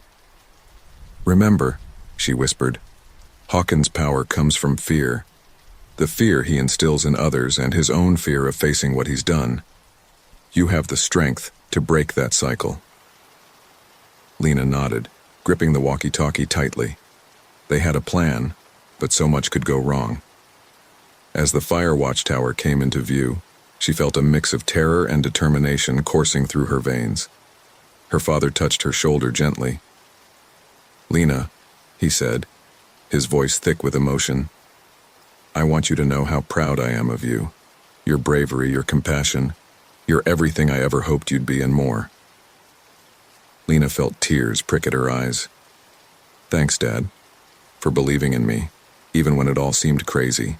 They shared a brief, fierce hug before focusing on the task at hand. The fire watchtower loomed above them, a stark silhouette against the afternoon sky. Somewhere up there, Hawkins was waiting. With a deep breath, Lena stepped out of the tree line, making herself visible. "Hawkins!" she called out, her voice stronger than she felt. "I know you're up there. This ends now." For a moment, there was only silence. Then, Hawkins' haggard face appeared at the tower window. Even from a distance, Lena could see the madness in his eyes. "You," he snarled. Haven't you caused enough trouble, girl? Come to finish what you started? Lena stood her ground. I've come to finish what you started, Hawkins, all those years ago with Emily, with all of them. Hawkins's face contorted with rage. You know nothing. You're just a child playing at detective. You have no idea what forces you're dealing with. Oh, but I do, Lena replied, her voice carrying on the wind. I see them, Hawkins, all of them. Your victims. They're here, and they want justice. As if on cue, the ghostly girls began to materialize around Lena, their spectral forms shimmering in the sunlight. Hawkins' eyes widened in terror. No, he moaned. You're not real. None of you are real. Lena took a step forward. They're as real as the guilt you've carried all these years. It's over, Hawkins. You can't run anymore. For a moment, it seemed like Hawkins might surrender. Then, with a roar of defiance, he disappeared from the window. Seconds later, he burst out of the tower's ground floor entrance, a rifle clutched in his hands. You want to talk about guilt? He screamed, leveling the rifle at Lena. Let's talk about the guilt your parents will feel when they find your body at the bottom of a ravine. Time seemed to slow down. Lena saw Hawkins' finger tighten on the trigger. She heard her father's shout of terror. She felt the ghostly hands of Emily and the others on her shoulders, lending her their strength. In that moment, Lena knew that whatever happened next would change everything. The truth would finally come to light one way or another. As she stared down the barrel of Hawkins's rifle, Lena sent up a silent prayer, not for herself, but for all the lost girls whose stories had gone untold for far too long. The forest held its breath, waiting to see how this final confrontation would unfold.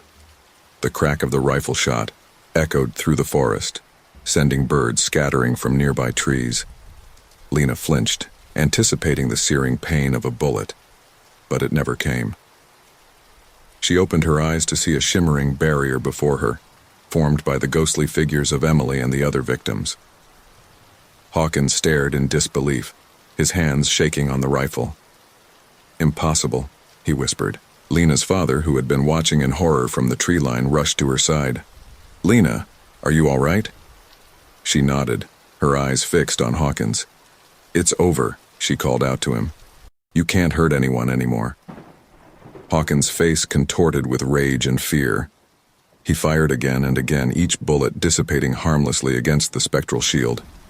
As his rifle clicked empty, he threw it aside with a roar of frustration. You don't understand, he screamed, his composure completely shattered. I had to do it. The forest demanded sacrifices. Lena took a cautious step forward, her father's hand on her shoulder. What are you talking about, Hawkins? The old ranger's eyes darted wildly around, as if seeing things no one else could. The ancient spirits of this land, he babbled. They spoke to me, told me what I had to do to keep the balance. One life taken to save many others. Emily's ghost drifted forward, her voice filled with sorrow. That's not true, Mr. Hawkins. The forest never demanded any sacrifices. That was all you. Hawkins fell to his knees, clutching his head. No, you're lying. You're all lying. Lena's father squeezed her shoulder. We need to end this, honey. The police will be here soon. She nodded, then addressed Hawkins again. It's time to face what you've done. All these girls, all these lives you've taken, they deserve justice. As if summoned by her words, the ghostly figures of Hawkins' victims began to encircle him. Their voices rose in a haunting chorus, each recounting their final moments, the terror and pain they had endured at his hands. Hawkins cowered, trying to block out their voices. Stop it, please, make it stop. Lena felt a surge of pity for the broken man before her, even as she recoiled at his crimes. You can make it stop, Hawkins. Tell the truth. Confess to what you've done. For a long moment, the only sound was the wind rustling through the trees and the fading echoes of the spectral voices. Then, slowly, Hawkins raised his head. His eyes, when they met Lena's, were clear for the first time since this ordeal began. You're right, he said, his voice barely above a whisper. It was me. All of it. There were no ancient spirits, no divine mandate, just a man, a monster, who couldn't control his darkest impulses. As Hawkins spoke, pouring out the details of his crimes over the decades, Lena's father quietly relayed the confession over the walkie-talkie to the authorities waiting below. The ghosts of the victims listened silently, their expressions a mix of sorrow and relief as the truth finally came to light. "I'm sorry," Hawkins finished, tears streaming down his weathered face. "I know it doesn't change anything, doesn't bring them back. But I am so sorry." In the distance, sirens could be heard approaching. The long arm of justice was finally reaching out to embrace this remote corner of the forest. Emily floated over to Lena, her form already beginning to fade. "Thank you," she said softly. "All these years, all we wanted was for someone to know the truth, to remember us." Lena felt tears pricking at her own eyes. "I'll never forget you, Emily. Any of you." One by one, the ghostly figures began to dissolve, their unfinished business finally resolved. As Emily faded away, she smiled at Lena one last time. "Live well, Lena. Live for all of us." And then they were gone, leaving behind a profound silence broken only by Hawkins's quiet sobs and the growing wail of police sirens. As law enforcement swarmed the area, Lena found herself enveloped in her parents' embrace, Tommy squeezing in to join the family hug. The nightmare was over, but Lena knew the impact of these events would ripple through their lives for years to come. In the days that followed, the full extent of Hawkins' crimes came to light. Cold cases spanning decades were finally solved, bringing closure to countless families.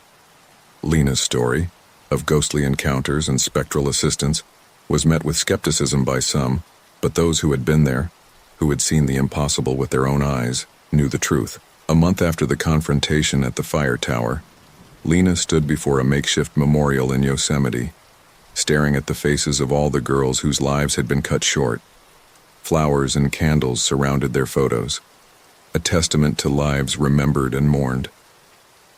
"You did it, sis," Tommy said, coming to stand beside her. "You brought them justice." Lena nodded, feeling a complex mix of emotions. I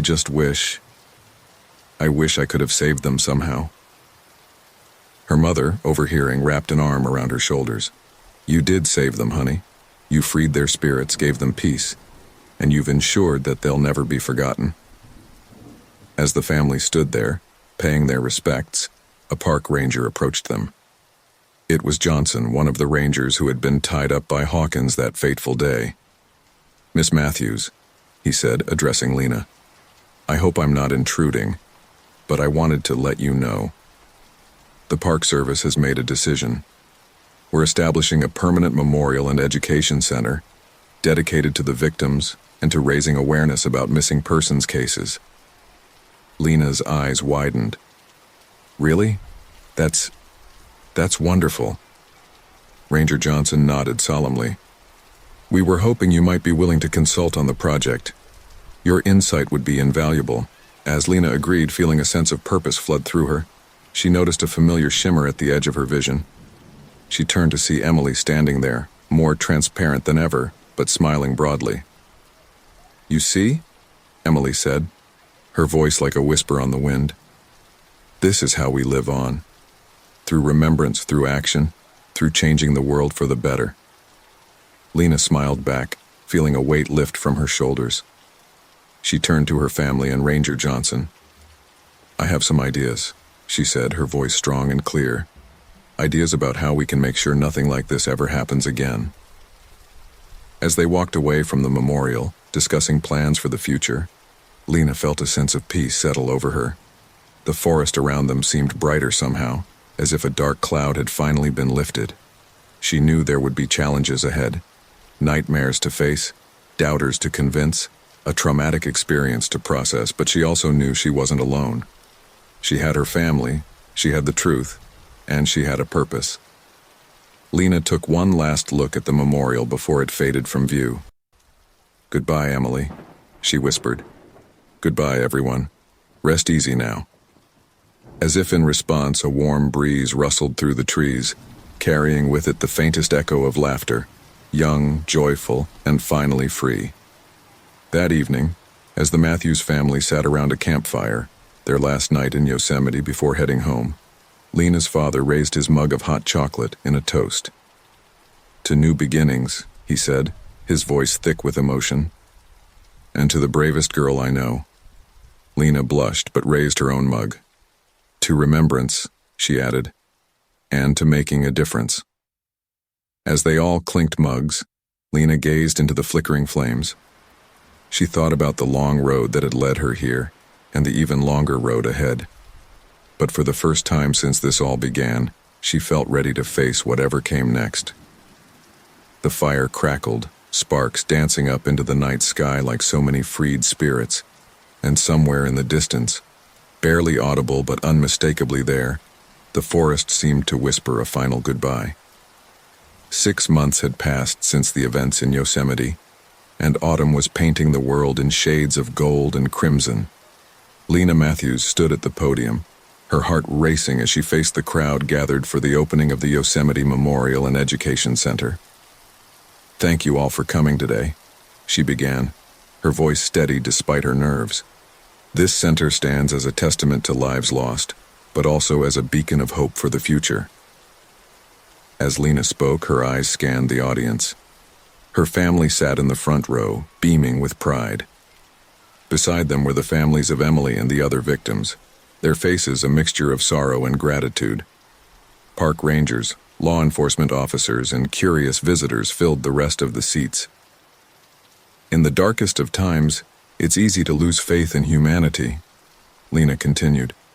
"But what I've witnessed over these past months has restored my belief in the power of community, of justice, and of remembrance." She gestured to the building behind her, its modern design seamlessly blending with the natural surroundings. "This center will serve multiple purposes. It will honor the victims of the tragic events that unfolded here. It will educate visitors about personal safety and the importance of reporting missing persons. And it will stand as a reminder that no matter how long it takes, the truth will always find a way to come to light." As Lena concluded her speech and the ribbon was cut, she felt a familiar presence beside her. Though she couldn't see Emily anymore, she sensed her approval in the gentle breeze that ruffled her hair. The rest of the day was a whirlwind of activity. Lena guided tours through the center, explaining the interactive displays and the wall of remembrance where the victims' stories were told. She answered questions from reporters, her responses thoughtful and measured. As evening approached and the crowd began to thin, Lena found a quiet moment to slip away. She wandered down a secluded trail, eventually coming to a small clearing that overlooked the valley. "I thought I'd find you here," a voice said behind her. Lena turned to see Tommy approaching, 2 steaming cups in his hands. She smiled, accepting one of the cups. "Thanks, Squirt. I just needed a moment to process everything." Tommy nodded, sipping his hot chocolate. "It's pretty overwhelming, huh? You're like a celebrity now." Lena chuckled softly. "Hardly. I'm just glad we were able to make something positive out of such a terrible situation." They stood in companionable silence for a while, watching the sun begin to set over the distant mountains. Finally, Tommy spoke again, his voice uncharacteristically serious. "Do you ever, see them anymore? The ghosts?" Lena shook her head. "No, not since that day at the fire tower. I think they've moved on now that the truth is out. But sometimes I feel like they're still watching over us in a way." Tommy nodded thoughtfully. "I'm glad you told me everything, even the scary parts. I don't think I could have handled being left in the dark." Lena ruffled her brother's hair affectionately. "You're stronger than you know, Tommy. I couldn't have gotten through all this without you." As they made their way back to the center, Lena saw her parents deep in conversation with Emily's mother, Mrs. Thompson. The 2 families had grown close over the past months, united by their shared experiences. "Lena, dear," Mrs. Thompson called out as they approached. "I was just telling your parents how proud Emily would be of all you've accomplished." Lena felt a lump form in her throat. "Thank you, Mrs. Thompson. That means more to me than you know." The older woman pulled Lena into a tight hug. You've given us all a great gift, sweetheart. Closure, yes, but also hope. Emily can rest easy now, and so can we. As they parted, Lena noticed a familiar face hovering at the edge of the group. It was Ranger Johnson, looking slightly uncomfortable in his dress uniform. Miss Matthews, he said, approaching cautiously. I hope I'm not interrupting. Lena shook her head. Not at all, Ranger Johnson. Is everything all right? He nodded, then seemed to steel himself. I wanted to let you know that the Park Service has been so impressed with your work on this project that they've created a new position, a sort of youth liaison for safety and education programs, and well, they'd like to offer it to you. Lena's eyes widened in surprise. Me? But I'm not even out of high school yet. Ranger Johnson smiled. It would be a part-time position to start, something you could do on weekends and school breaks. But it could turn into a full career if you're interested. You have a unique perspective that could really make a difference. As Lena stood there, stunned by the offer, her father placed a hand on her shoulder. It's a big decision, honey. Take some time to think about it. Lena nodded, her mind racing with possibilities. Thank you, Ranger Johnson. I'll definitely consider it. As the ranger walked away, Lena turned to her family, her eyes shining with excitement. Can you believe it? Me, working for the Park Service? Her mother smiled warmly. After everything you've done, sweetheart, I can believe anything. You've shown such strength and maturity through all of this. Tommy piped up, grinning mischievously. Yeah, but don't let it go to your head. You're still my dorky big sister. Lena laughed, pulling Tommy into a playful headlock. And don't you forget it, Squirt. As the family made their way back to their hotel for the night, Lena found herself reflecting on the incredible journey that had brought her to this point. From a curious teenager stumbling upon a decades-old mystery to someone who could potentially shape park policy and save lives. Later that night, unable to sleep, Lena slipped out onto the hotel balcony. The night air was crisp and the stars seemed to shine brighter than ever over the shadowy expanse of the forest. I hope you're watching, Emily, she whispered into the darkness. I hope you know that your story, all of your stories, will never be forgotten. A sudden gust of wind swept through the trees, carrying with it the faintest whisper of a familiar voice. We know, Lena. Thank you. Lena smiled, a single tear trailing down her cheek. She knew then that whatever path she chose, whatever challenges lay ahead, she would face them with courage and determination. The ghosts of Yosemite had entrusted her with their legacy, and she was determined to honor it. As she gazed out at the moonlit landscape, Lena felt a sense of peace settle over her. The forest that had once seemed so dark and full of secrets now felt like a second home. She had uncovered its darkest mystery, but in doing so, she had also discovered her own strength and purpose.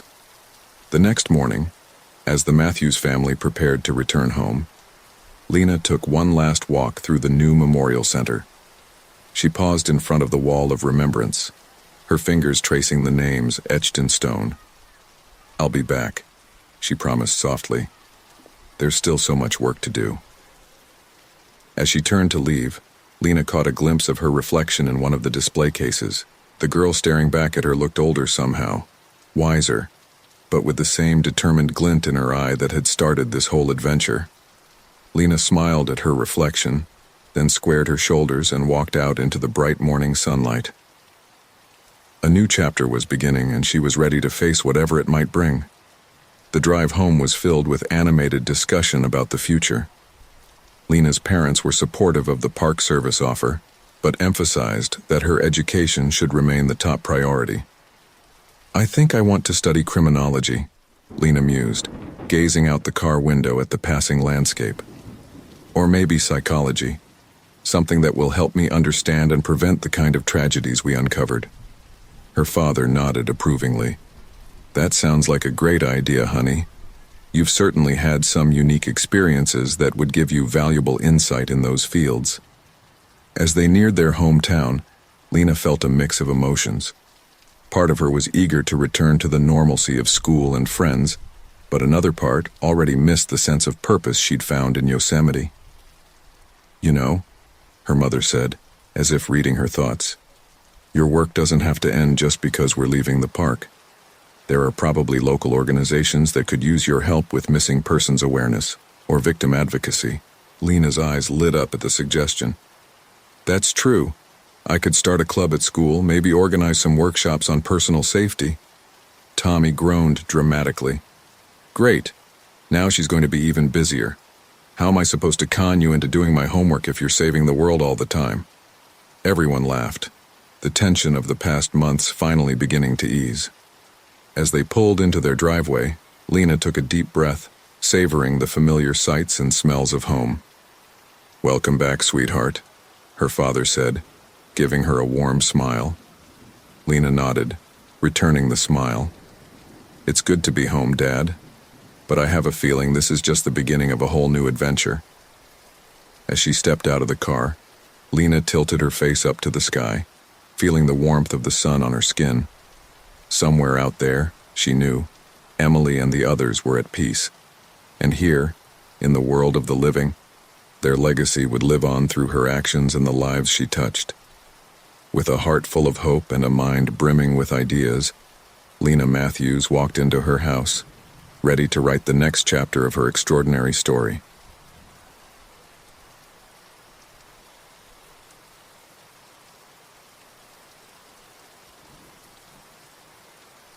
The dense canopy of the Great Smoky Mountains National Park loomed over us, filtering the afternoon sunlight into a green-tinted twilight.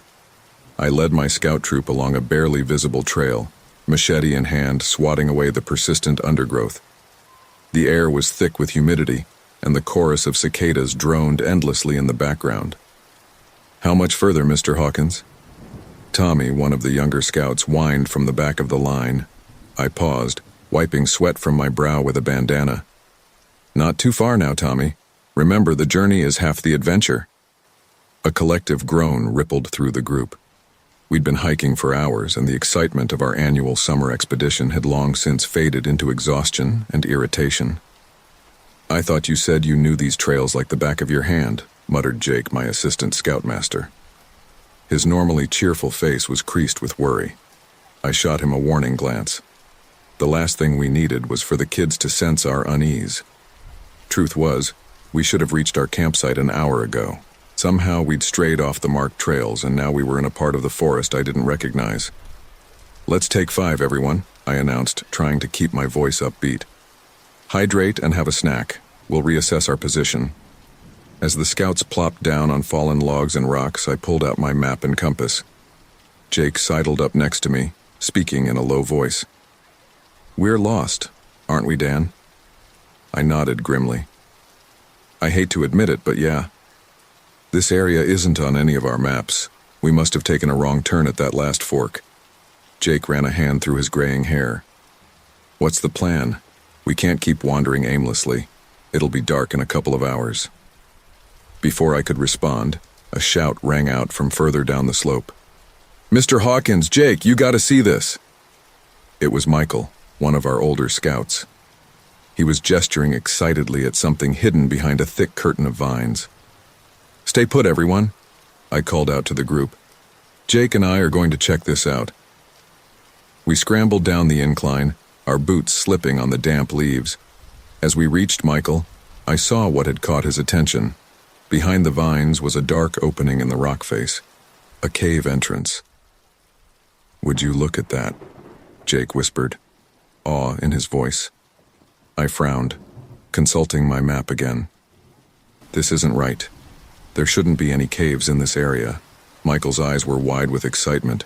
"Can we explore it, please, Mr. Hawkins?" I hesitated. On one hand, an unmarked cave could be dangerous.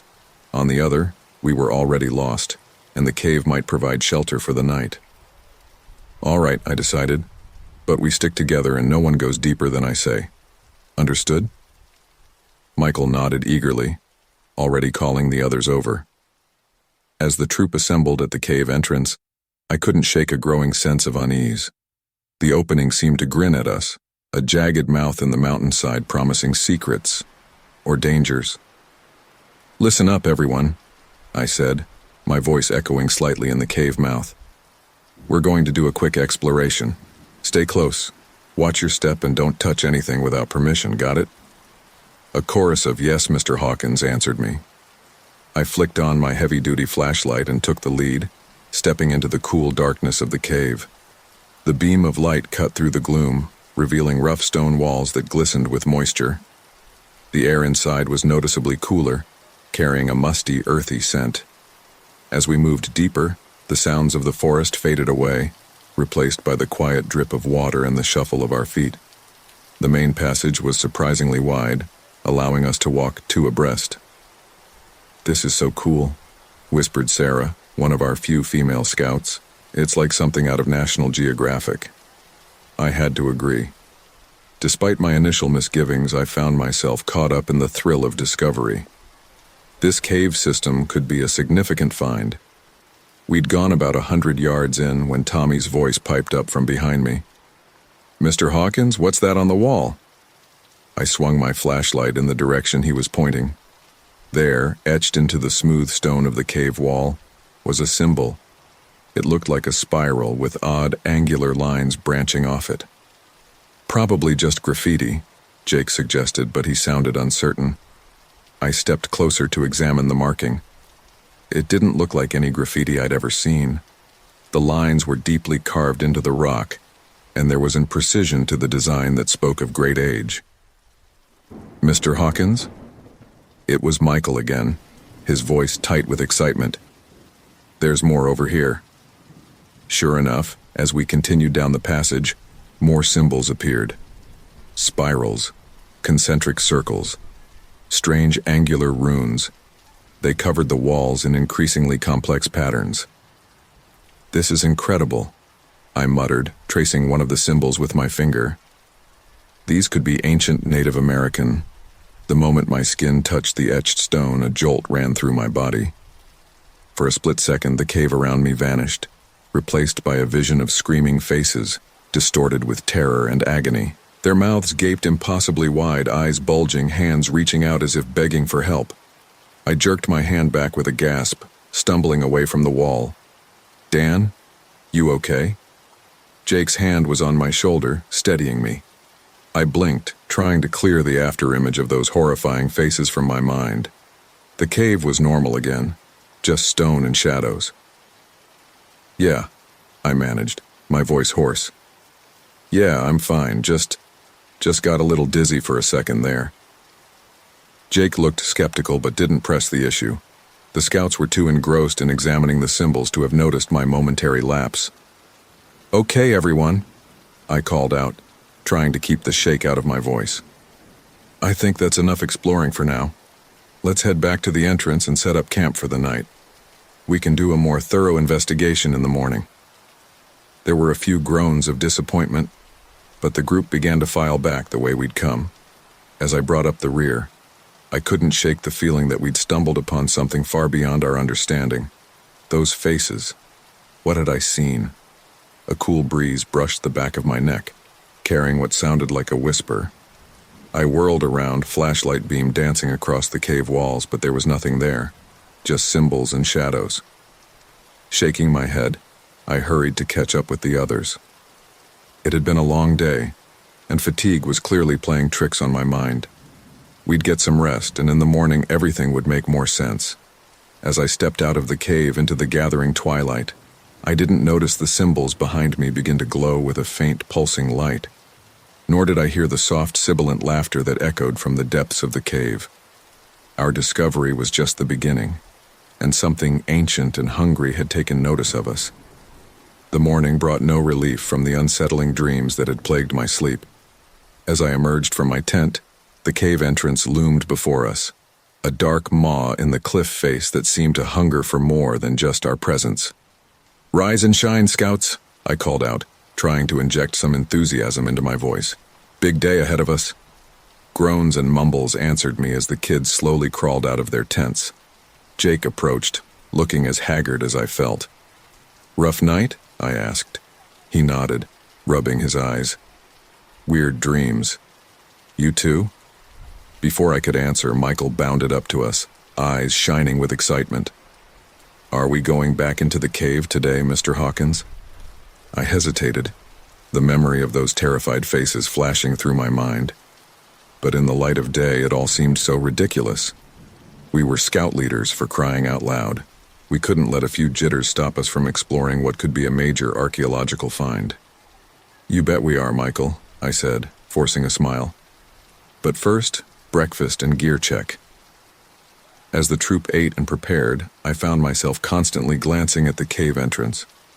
Something about it seemed different in the morning light, more ominous somehow. I shook off the feeling and focused on getting everyone ready. An hour later, we stood at the mouth of the cave, flashlights in hand. Remember the buddy system, I instructed.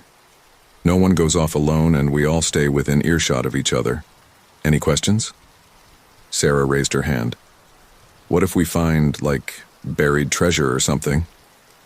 A few chuckles rippled through the group. If we find anything of historical value, we leave it in place and report it to the park rangers, I explained. We're here to explore, not to disturb potential artifacts. Got it? A chorus of, "Got it," answered me. With a deep breath, I led the way into the cave. The cool air washed over us, carrying that same musty scent from yesterday. Our flashlight beams danced across the walls, illuminating the strange symbols we'd discovered. Let's push a bit deeper today, I suggested. See where this main passage leads. We moved further into the cave, the entrance soon disappearing around a bend. The symbols on the walls grew more elaborate, almost seeming to writhe in the shifting light of our flashlights. After about 15 minutes of walking, the passage opened into a large chamber. Our lights couldn't reach the ceiling, lost in the darkness above. Whoa, Tommy whispered, his voice echoing slightly. This is awesome. As we spread out to examine the chamber, I pulled out my compass to get our bearings. The needle spun wildly, refusing to settle on any direction. Jake, I called, keeping my voice low. Check your compass. He did, frowning at the result. What the hell? It's going haywire. Language, I admonished automatically, though my mind was racing. Equipment malfunction, or something else? Mr. Hawkins? It was Sarah, her voice tight with worry. I think I heard something. We all fell silent, straining our ears. At first, there was nothing but the quiet drip of water. Then, faintly, I heard it. A whisper. Too quiet to make out words, but unmistakably there. Probably just the wind, I said, not believing it myself. Let's keep moving. Stay close, everyone. We pressed on, following a narrower passage that led off from the main chamber. The air grew thicker, the smell of decay becoming more pronounced. It stinks in here, Tommy complained. Caves often have unique odors, I explained, trying to sound more confident than I felt. It's just part of the experience. As we rounded another bend, our lights fell upon a sight that made us all stop short. The passage opened into another chamber, this one clearly shaped by human hands. Crude stone shelves lined the walls, holding an assortment of objects that glinted dully in our flashlight beams. Holy cow, Jake breathed. Are those artifacts? I approached one of the shelves cautiously. There were small statuettes, bits of jewelry, and what looked like ancient tools. All of them were covered in the same strange symbols we'd seen on the cave walls. Nobody touch anything, I warned, though I was itching to examine the objects more closely. This could be an important archaeological site. As the scouts murmured excitedly among themselves, I heard that whisper again. This time, it seemed to be coming from deeper in the cave, beyond this chamber of artifacts. Did you hear that? Michael asked, his earlier excitement replaced by nervousness. I nodded grimly. I did. I think we should... Before I could finish, a scream echoed through the chamber. We all whirled to see Tommy backing away from one of the shelves, his face pale with terror. It moved, he cried. That thing moved. I rushed to his side, following his trembling finger to a small, grotesque idol. It was roughly humanoid, but with too many limbs and a head that seemed to be all mouth. Tommy, it's okay, I soothed, though my own heart was racing. It's just a statue. It can't move. But as I spoke, I could have sworn I saw one of the idol's many arms twitch. We need to leave, Jake said firmly. Now. I nodded, my earlier curiosity completely overridden by a growing sense of dread. All right, everyone, let's head back. Stay together, and... My words were cut off by a rumbling sound that seemed to come from all around us. The ground shook and dust rained down from above. Earthquake? Sarah asked, her voice quavering. Before anyone could respond, the rumbling intensified. With a horrifying crack, the passage we'd come through collapsed, sending rocks tumbling down to block our exit. Panic erupted among the scouts. Some screamed, others began to cry. I fought to keep my own fear in check. Everyone calm down, I shouted over the chaos. We're going to be okay. There has to be another way out.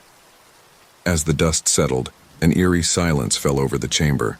Our flashlight beams darted around frantically, searching for any sign of an alternate exit. There, Jake said, pointing to a narrow opening on the far side of the room. That might lead somewhere. It was our only option. With the way we'd come now blocked, we had no choice but to push deeper into the cave. Single file, I instructed, trying to keep my voice steady. I'll lead. Jake will bring up the rear. Stay close, and call out if you see or hear anything unusual. As we filed into the narrow passage, I couldn't shake the feeling that we were being herded. The whispers grew louder, seeming to come from the very walls around us. Out of the corner of my eye, I kept seeing movement, but when I turned to look, there was nothing there. We walked for what felt like hours, the passage twisting and turning, always leading downward. The air grew warmer and a faint red glow began to illuminate our path. Mr. Hawkins, Michael said, his voice barely above a whisper. I don't think we're alone down here. I was about to reassure him when I saw it, a shadow, distinctly human-shaped, flitting across the passage ahead of us. But there was something wrong about its movement. Too fluid, too quick. Everyone stay calm, I said, my own voice shaking. We're going to find a way out. We just need to stick together and... A scream cut through the air, this time from the back of our line. I spun around, my flashlight beam cutting through the darkness to reveal empty space where two of our scouts had been standing. Lisa, Jeremy? I called out, panic rising in my throat. There was no answer, just the echo of that terrible scream fading away. As the remaining scouts huddled together, eyes wide with terror, I realized the terrible truth. We weren't just lost in an unmarked cave. We had stumbled into something ancient and malevolent, and it had no intention of letting us leave. The whispers grew louder, forming words now. They spoke of hunger, of sacrifice, of an awakening long overdue. And as a warm wind began to blow from the depths of the cave, carrying the scent of sulfur and decay, I knew our real ordeal was just beginning. The loss of Lisa and Jeremy hit us like a physical blow. Shock and disbelief gave way to a paralyzing fear that threatened to unravel what little composure we had left. We have to go back, Sarah cried, her voice cracking with hysteria. We can't just leave them. I placed a hand on her shoulder, trying to project a calm I didn't feel. Sarah, we don't know where they are. Our priority has to be getting the rest of us to safety. Safety? Tommy scoffed, his young face twisted with a bitterness beyond his years. We're trapped in a cave with whatever took them. How is anywhere down here safe? I had no answer for him. The truth was, I was as scared and lost as any of them. But I was the leader and they were looking to me for guidance. We keep moving, I said firmly. Stay close, stay alert. We'll find a way out of this. As we continued down the winding passage, the cave seemed to change around us. The rough stone walls became smoother, almost polished in places. Strange geometries began to appear, corners that didn't quite meet at right angles, arches that seemed to defy gravity. Mr. Hawkins, Michael whispered, his flashlight beam dancing nervously across the walls. Is it getting darker? I'd noticed it too. Despite our flashlights, the darkness was pressing in, becoming almost tangible. It was as if the light itself was being devoured by the shadows. "Everyone check your batteries," Jake called from the rear. "And stick close. I don't want to lose anyone else." As if in response to his words, a low moan echoed through the passage. It was a sound of pure anguish, raising the hair on the back of my neck. "What was that?" Tommy whimpered. Before I could answer, the moan came again, louder this time, and with it, a gust of fetid air that extinguished our flashlights as if they were candles. Panic erupted immediately. I could hear the scouts crying out in terror, fumbling in the darkness. "Everyone stay calm," I shouted, trying to make myself heard over the chaos. "Grab onto the person next to you, we'll form a chain."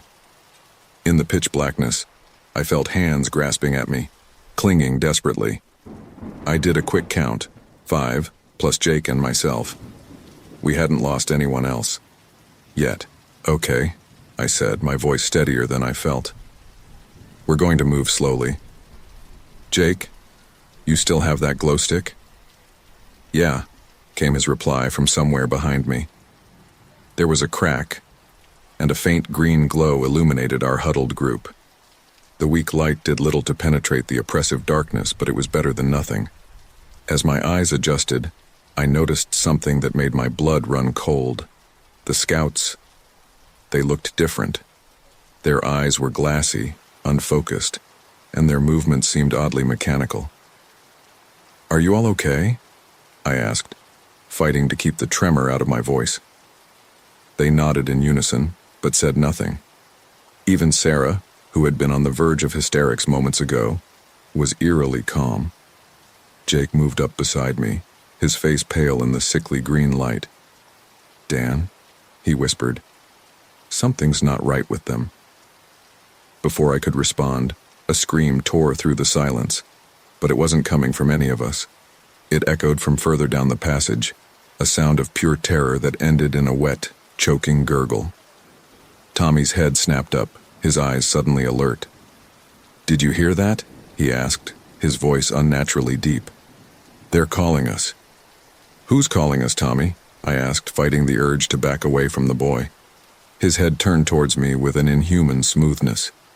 When he spoke, it wasn't Tommy's voice that came out, but something ancient and malevolent. The old ones, they hunger, they await. With that, Tommy's body went limp, collapsing to the ground like a puppet with its strings cut. "Jesus Christ," Jake exclaimed, dropping to check on the boy. "He's breathing, but... Dan, what the hell is happening?" Before I could answer, movement caught my eye. At the edge of our meager light, shadows were moving. Not the play of light and dark, but actual physical shadows detaching themselves from the walls and floor. "Run!" I yelled, grabbing Tommy's unconscious form and hoisting him over my shoulder. "Everyone, run!" We took off down the passage, the glow stick's light bobbing crazily as we fled. Behind us, I could hear a susurration of movement, like thousands of whispers given form. As we ran, the passage opened up into a vast chamber. In the dim light, I could make out colossal stone columns rising into the darkness above. The floor beneath our feet changed from rough stone to smooth tiles, intricately patterned with those same bizarre symbols we'd seen earlier. "Look!" Sarah cried out, pointing ahead. "There's light!" Sure enough, a faint pulsing glow was visible at the far end of the chamber. It was an unnatural light, shifting between sickly green and deep purple. As we approached, the source of the light became clear. It was coming from a massive stone altar, covered in glowing runes. And surrounding the altar were figures, translucent, ghostly forms that seemed to flicker in and out of existence. We skidded to a halt, trapped between the advancing shadows behind us and the spectral figures ahead. One of the ghosts, for lack of a better term, turned towards us. It was vaguely humanoid, but its features were distorted, as if viewed through warped glass. When it spoke, its voice seemed to come from everywhere at once. "The sleepers awaken," it intoned. "The cycle begins anew. Join us, or perish." "What are you?" I demanded, my voice hoarse with fear and exhaustion. "What do you want with us?" The ghost's form rippled, and for a moment I saw the face of Jeremy, one of our missing scouts. His eyes were filled with terror, his mouth open in a silent scream. "We are the Guardians," the ghost replied, Jeremy's face melting back into its amorphous form. "We tend the sleep of the old ones. And you shall be their awakening feast." With that, the ghosts surged forward, their ethereal forms passing through us like ice water. I felt a presence enter my mind, alien and hungry. Beside me, Michael began to convulse, his eyes rolling back in his head. "I see them," he gasped. "The old ones. They're beautiful and terrible." One by one, the scouts fell to their knees, overcome by visions I couldn't begin to imagine. Jake and I were the only ones left standing, Tommy's unconscious form still slung over my shoulder. "Dan," Jake said, his voice tight with fear, "we have to get out of here. Now." But as I turned to flee, I saw that our way was blocked. The living shadows had caught up to us, forming a writhing barrier of darkness. We were trapped, caught between two impossible horrors, and as the ghosts closed in, their cold touch reaching for our minds, I realized that our expedition had awakened something ancient and hungry, something that had been waiting for millennia for just such an opportunity. The cave trembled, dust and small stones raining down from the unseen ceiling.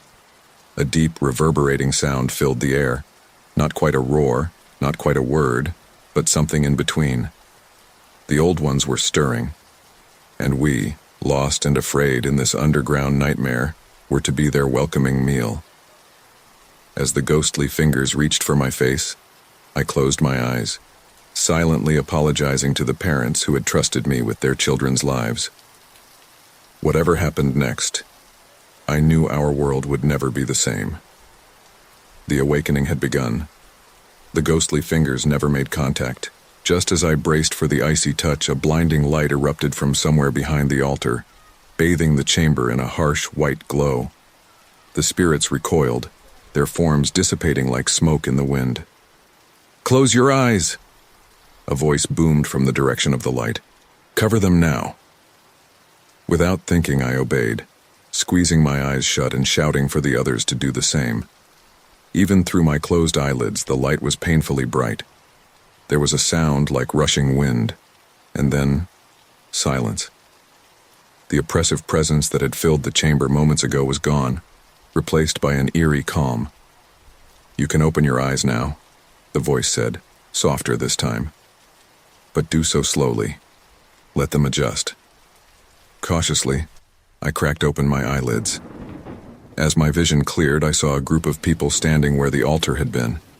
They were dressed in what looked like a mix of modern climbing gear and archaic robes, each bearing a symbol on their chest, a spiral similar to the ones we'd seen carved into the cave walls. An older man with a neatly trimmed white beard stepped forward. "I am Brother Ezra," he said, his voice the same one that had called out to us. "And you are very lucky we arrived when we did." I looked around at my group. The scouts were stirring, looking dazed but unharmed. Jake was helping Tommy to his feet, the boy finally conscious again. "Who are you people?" I asked, my voice hoarse. What were those things?" Brother Ezra's face grew grim. "We are the Watchers," he said, "guardians of the ancient seals that keep the old ones at bay. And those things were the spirits of those who failed in that duty." Sarah stumbled forward, her eyes wide with fear and confusion. "Old ones? Seals? What are you talking about?" "It's a long story," Brother Ezra sighed, "one that stretches back millennia, but the short version is this. There are beings ancient and powerful that sleep beneath the earth. If they were to awaken, it would mean the end of everything." Jake let out a bark of laughter, tinged with hysteria. "This is insane. You're all insane. We need to get out of here. Call for help." "There is no help coming," another of the robed figures said, a woman with striking gray eyes. "No one knows we're here. No one can know." I felt a chill run down my spine. "What do you mean?" Brother Ezra placed a hand on my shoulder. I'm sorry, but you've stumbled into something far bigger than yourselves. Your presence here has weakened the seals. If word got out, if others came looking, you can't just keep us here, Tommy cried out, finding his voice at last. We don't intend to, Brother Ezra said softly. But we can't let you leave either. Not as you are. Before I could process what he meant, the woman with gray eyes stepped forward, holding up a small, ornate box. You have a choice to make, she said. Join us in our vigil, become watchers yourselves, or forget everything you've seen here. Forget? Michael asked, his voice trembling. How? The woman opened the box, revealing a set of small, iridescent crystals. These are memory stones, she explained. They can selectively erase memories. If you choose to forget, we'll guide you out of the cave system. You'll remember nothing of what you've experienced here. I looked at Jake, seeing my own conflicted emotions mirrored in his face. And if we choose to join you? I asked. Brother Ezra's expression was solemn. Then you'll learn the truth. The full truth. About the old ones. About the history of our world that's been hidden from humanity. You'll take up the mantle of Watcher, spending your lives ensuring the seals remain intact. This is crazy, Sarah muttered. We can't just disappear. We have families, lives. Arrangements can be made, the gray-eyed woman said. It wouldn't be the first time we've had to adjust the outside world to accommodate new watchers. My mind was reeling. Part of me wanted desperately to take the memory stone, to forget the horrors we'd witnessed, but another part, a part I was almost ashamed to acknowledge, was burning with curiosity. We need time, I said finally, to process all this, to make a decision. Brother Ezra nodded. Of course. We have a safe haven not far from here. You can rest, eat, and discuss your options. But I must warn you, the longer you stay, the more difficult it will be to fully erase your memories. As we followed the Watchers through winding passages, I found myself walking beside Brother Ezra. Those symbols, I said quietly, the ones all over the cave walls, what do they mean? He glanced at me, a hint of approval in his eyes. They are wards, he explained, ancient protections against the influence of the old ones. They're what's kept them dormant for so long. But they're failing, I guessed. Brother Ezra nodded gravely. The world is changing. Technology, population growth, the very vibrations of human activity, it's all weakening the barriers between our reality and theirs. We emerged into a large cavern that had been turned into a kind of underground base. Electric lights powered by a quietly humming generator illuminated a space filled with modern equipment alongside ancient artifacts. As the scouts were led away to rest and clean up, Jake pulled me aside. Dan, what are we going to do? He whispered urgently. We can't seriously be considering joining some cave cult. I ran a hand through my hair, feeling the grime and sweat of our ordeal. I don't know, Jake, but after what we've seen, can we really just forget? Go back to our normal lives knowing what's out there? And what about the kids? He pressed. We can't make this decision for them. No, I agreed. We can't. But we can guide them, help them understand the weight of this choice. Over the next few hours we talked, with each other, with the scouts, with the Watchers. Brother Ezra and the others answered our questions patiently, revealing a hidden history of the world that both terrified and fascinated us. As our designated time to decide approached, I gathered our group together. All right, I said, looking each of them in the eye. We've all had time to think. This isn't a decision to be made lightly. Whatever we choose together. So, what'll it be? The silence that followed was heavy with the weight of the choice before us. Finally, Michael spoke up. I want to stay, he said quietly. I want to learn, to understand, to help. One by one, The others voiced their decisions. Some, like Sarah, chose to forget. The trauma of our experience too much to bear. Others, driven by curiosity or a newfound sense of purpose, chose to join the Watchers. In the end, it was split nearly down the middle. Those who chose to forget were led away by some of the Watchers, to be guided out of the cave system with their memories of the past day carefully excised. For the rest of us, Brother Ezra stepped forward, holding an ancient tome. "Are you ready to take the oath?" he asked solemnly. "To dedicate your lives to the protection of humanity, to the guarding of the seals?" I looked at Jake, saw the same mix of fear and determination in his eyes that I felt in my own heart. We nodded in unison. "Then repeat after me," Brother Ezra intoned, opening the book. "I swear by the ancient pact." As we repeated the words of the oath, I felt a change come over me. The terror of our ordeal was still there, but it was overshadowed by a sense of purpose, of belonging to something greater than myself. We had entered this cave as a simple scout troop on a summer expedition. We would leave it as guardians of an ancient secret, protectors standing between humanity and horrors beyond imagination. Our old lives were over. But as Brother Ezra closed the book and welcomed us to the ranks of the Watchers, I realized that our true journey was just beginning. Days blended into weeks as we acclimated to our new lives as Watchers. The underground complex was vast, extending far beyond the caverns we'd initially explored. We trained, studied ancient texts, and learned the intricate rituals necessary to maintain the seals that kept the old ones at bay. But not everyone was adjusting well to our new reality. I found Tommy sitting alone in one of the meditation chambers, his young face etched with worry and fatigue. "Hey," I said softly, sitting down beside him. "How are you holding up?" He shrugged, not meeting my eyes. "Fine, I guess. Mr. Hawkins, Dan, do you ever regret it, choosing to stay?" I considered the question carefully. "Sometimes," I admitted. "I miss the sun, the open air, my family. But then I remember what's at stake, and I know we made the right choice." Tommy nodded, but I could see the conflict in his eyes. Before I could press further, an alarm blared through the complex. Brother Ezra's voice crackled over the intercom system. "All Watchers to the main chamber immediately. This is not a drill."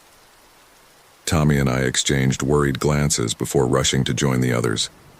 In the main chamber, chaos reigned. Watchers were rushing about, gathering equipment and consulting ancient tomes. Brother Ezra stood at the center of it all, his usually calm demeanor replaced by urgent intensity. "We have a situation," he announced as our group arrived. "The seals in the western sector are weakening rapidly. We need to reinforce them immediately." "What caused it?" Jake asked, stepping forward. The gray-eyed woman, Sister Mara, we'd learned, shook her head grimly. "We're not sure. It could be natural shift in the Earth's energies, or what?" Michael pressed. Brother Ezra's face darkened.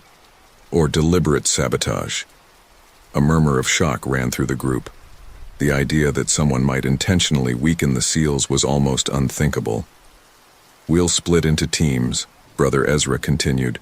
"Ezra, you'll lead the first team to the western sector. Jake, you'll take a second team to monitor the adjacent seals. The rest of you, stay here and prepare the emergency rituals in case we need them."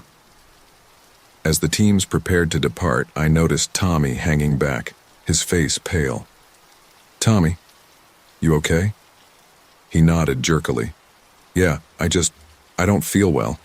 I think I'll stay behind." I frowned, concerned, but there wasn't time to press the issue. "All right, stay safe, okay?" With a final nod to Tommy. The icy water of the underground river felt like 1,000 needles piercing my skin. The current, swift and merciless, pulled us along through the darkness. I could hear the panicked gasps and splashes of the others nearby. But in the pitch black of the cave, I couldn't see them. "Stay together," I shouted, my voice echoing off unseen walls. "Call out if you need help." "Mr. Hawkins," it was Sarah's voice, terrified and barely audible over the rush of water.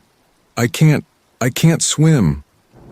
I struck out blindly in the direction of her voice, my hands grasping at empty water. "Keep talking, Sarah. I'm coming." Suddenly, my outstretched hand hit something solid. Not the rocky wall of the cave, but something warm and moving. Sarah's arm. I grabbed hold and pulled her close. "I've got you," I gasped, trying to keep both our heads above water. "Just hold on to me." The river carried us onward, twisting and turning through the bowels of the earth. Time lost all meaning in the darkness. It could have been minutes or hours before I felt the current slowing, the water becoming shallower. "I think I feel bottom," Jake's voice called out from somewhere ahead. Everyone try to stand. Gratefully, I felt my feet touch solid ground. Still holding Sarah, I staggered towards what I hoped was the shore. As we climbed out of the water, collapsing on what felt like a gravelly beach, I did a mental head count. "Sound off," I called. "Who made it?" One by one, voices answered. Jake, Michael, Tommy, Sarah. 5 of us. We'd lost 2 more in the river. Lisa and Jeremy were gone. As we huddled together in the darkness, catching our breath, a faint glow began to illuminate our surroundings. At first, I thought it was a hallucination brought on by exhaustion and fear. But as the light grew stronger, I realized it was coming from the walls of the cave itself. "What is that?" Tommy whispered, his voice trembling. The glow revealed a nightmarish landscape. We were on a shore, yes, but not one of rock and sand. The ground beneath us seemed to be made of bones. Thousands upon thousands of them, bleached white and worn smooth. And the river. In the eerie light, I could see that what flowed past us wasn't water at all, but a stream of writhing, incorporeal forms. Souls, I realized with a chill. We had been carried here on a river of tortured souls. "Oh God," Sarah whimpered. "Where are we?" Before I could answer, a sound reached us. A chorus of agonized moans, growing louder by the second. From the gloom ahead, spectral forms began to emerge. They were human-shaped, but twisted and distorted, their faces frozen in expressions of eternal suffering. "Run!" I shouted, scrambling to my feet. "Everyone, run!" We took off down the shore, the wailing spirits in pursuit. Their hands, insubstantial but somehow still terrifying, reached for us, brushing against our skin with an icy touch that seemed to drain the very life from us. "There!" Michael pointed ahead. "I see an opening." Sure enough, a dark passage gaped in the glowing wall ahead. Without hesitation, we plunged into it, leaving the howling spirits behind. The tunnel twisted upward, leading us back towards the upper caves. But the climb was treacherous, the rocks slick and crumbling beneath our hands and feet. "Be careful," I warned, taking the lead.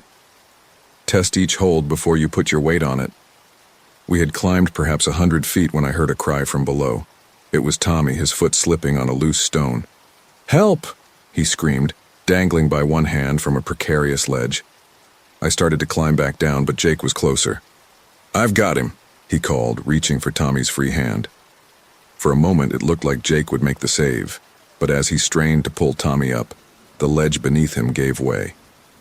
With twin cries of terror, both Jake and Tommy plummeted into the darkness below. "No!" I shouted, my voice raw with anguish, but there was nothing I could do. They were gone, swallowed by the abyss. Sarah began to sob, her whole body shaking. Michael just stared blankly into the darkness, shock written across his face. "We have to keep moving," I said, hating myself for the words even as I spoke them. "We can't help them now. We have to focus on getting out of here." "How can you say that?" Sarah screamed, her grief turning to anger. "They were our friends. We can't just leave them." I grabbed her shoulders, forcing her to look at me. "Listen to me, Sarah. Jake and Tommy are gone. If we stay here, we'll die too. Is that what they would have wanted?" She stared at me for a long moment, then slowly shook her head. "Okay," I said, gentler now. "Then we keep climbing. For them. For all of us." The rest of the climb was a blur of exhaustion and fear. By the time we reached the top, my muscles were screaming, my hands raw and bleeding from the sharp rock. We emerged into a larger cavern, dimly lit by that same eerie glow. But something was different here. The air felt wrong. Heavy and thick, carrying a scent I couldn't quite place. "Mr. Hawkins?" Michael's voice was barely above a whisper. "Look." I followed his gaze and felt my blood run cold. Ahead of us, arranged in a semicircle, were 5 figures. They looked human at first glance, but as I stared, I realized they were anything but. Their proportions were subtly wrong, their skin an unhealthy gray, and their eyes. Their eyes were solid black, reflecting the cave's glow like polished obsidian. One of the figures stepped forward.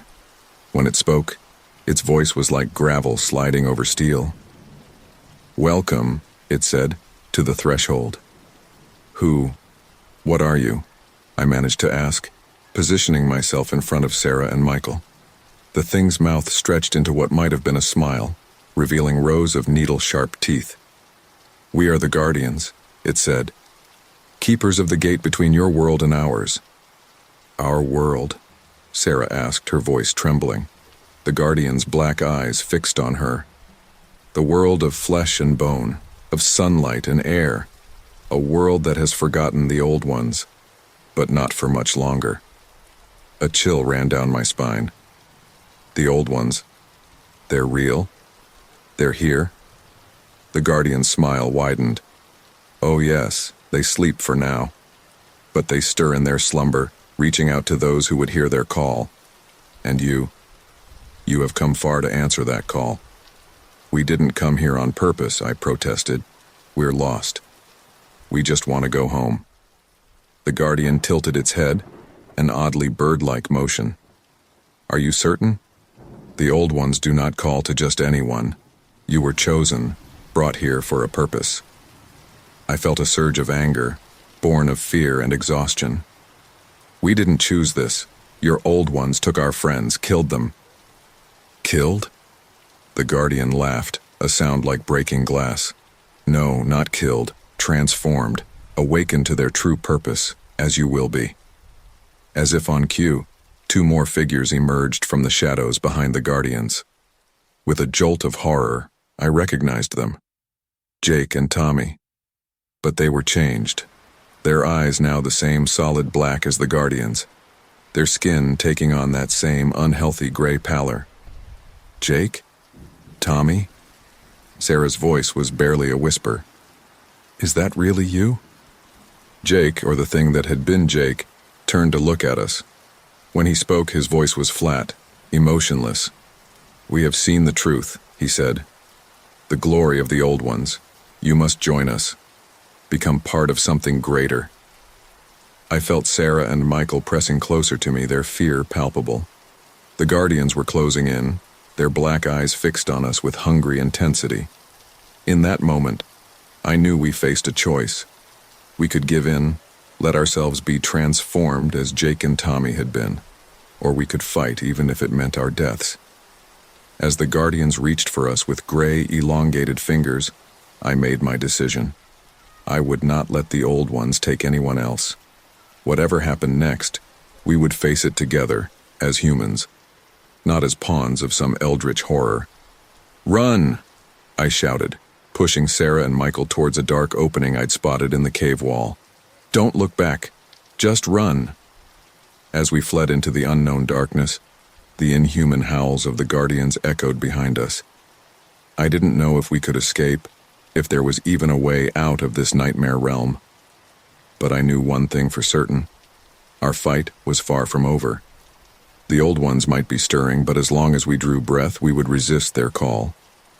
The cavern of the Guardians fell away behind us as we plunged once more into the depths of the earth, our fate uncertain, but our resolve unbroken.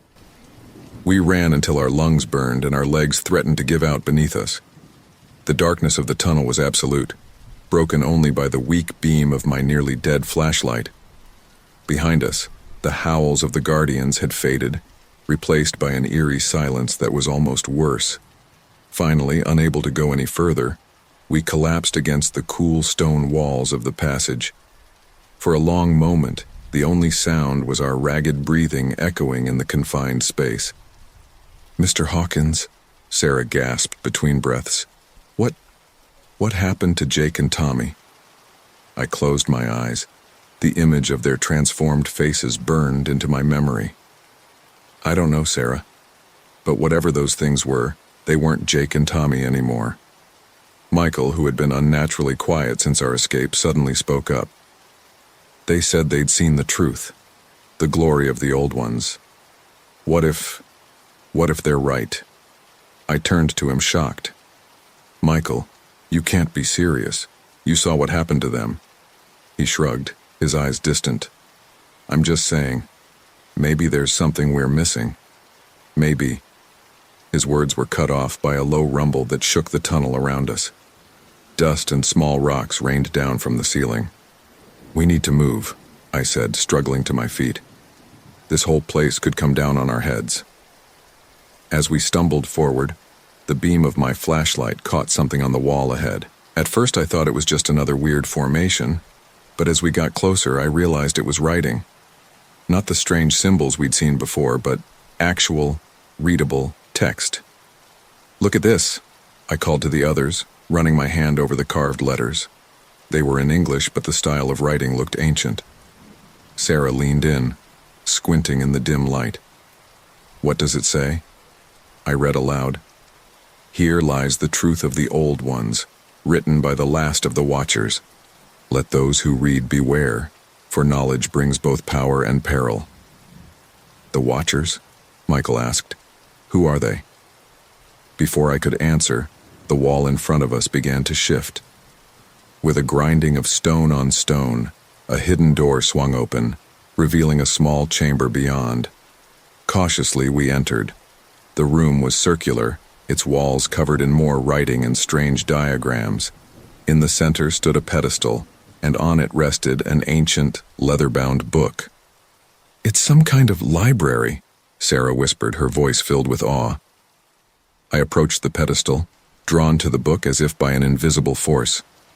As I opened it, the pages seemed to glow with a faint inner light, making the text readable even in the dim cavern. "It's a history," I said, flipping through the pages. "A history of the old ones and their relationship with humanity." For the next hour we pored over the book, its contents both fascinating and terrifying. It told of beings older than time itself, slumbering beneath the earth, of how they had once ruled our world, shaping reality to their whims, and of how they had been banished, locked away by an ancient pact. "The Watchers," I read aloud, "were chosen to guard the seals, to keep the old ones from awakening. But as time passed, their numbers dwindled, and their purpose was forgotten." Sarah shuddered. "So those things we saw, the Guardians, are they what's left of the Watchers?" I shook my head. "No, I don't think so. The book says the Guardians are servants of the old ones, created to prepare for their return." Michael, who had been unusually quiet, suddenly spoke up.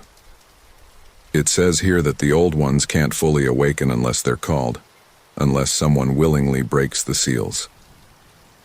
A chill ran down my spine as I remembered the words of the Guardian. "You were chosen, brought here for a purpose." They wanted us to break the seals, I realized aloud. That's why they led us here, why they've been toying with us. They need willing sacrifices to complete the awakening. Sarah's eyes widened in horror. "Jake and Tommy, oh God, did they?" I nodded grimly. "I think so. They must have given in, accepted the old one's influence." "So what do we do now?" Michael asked, his voice trembling slightly. "How do we stop this?" I turned back to the book, flipping through the pages frantically. There had to be something, some way to fight back. And then I found it, a passage near the end of the book, written in a different hand than the rest. "Listen to this," I said. "Though the old one's power is great, they are not invincible. Their strength lies in fear and ignorance. Knowledge is the key to their undoing." "What does that mean?" Sarah asked. I read on. "The seals can be reinforced by those who understand the true nature of the old ones. By facing one's deepest fears and rejecting their influence, the barriers between worlds can be strengthened. Michael frowned. So, we just have to not be afraid? That's it? I shook my head. I don't think it's that simple. We have to truly understand what we're facing and choose to stand against it. Not out of ignorance, but with full knowledge of what it means. As if in response to my words, the chamber began to shake. The writing on the walls seemed to writhe and shift, forming new patterns. "Mr. Hawkins," Sarah cried out, pointing to the far wall. "Look!" The stone was melting away, revealing a vast cavern beyond.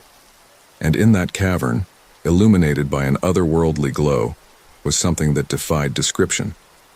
It was massive, a writhing mass of tentacles and eyes and mouths, constantly shifting and reforming. Just looking at it made my mind reel, threatening to shatter my sanity. "It's them," I whispered, my voice barely audible over the sound of reality itself groaning in protest. "The old ones." Michael fell to his knees, his eyes wide and unfocused. It's beautiful," he murmured. "Can't you see? This is what we were meant for, to be part of something greater." I grabbed his shoulder, shaking him roughly. "Michael, snap out of it. This isn't you talking. It's their influence." But Michael didn't seem to hear me. He stood up, walking towards the nightmarish vision as if in a trance. "Michael, no!" Sarah screamed, trying to grab him. But it was too late. As Michael stepped into the cavern, his body began to twist and change. In moments, he had become like Jake and Tommy, his eyes black and empty, his skin taking on that sickly gray hue. "You must join us," he said, his voice no longer his own. "Embrace the glory of the old ones." Sarah turned to me, tears streaming down her face. "What do we do? How do we stop this?" I looked from her to the book, then to the horrifying scene before us. In that moment, I understood what we had to do. "We face it," I said, my voice stronger than I felt.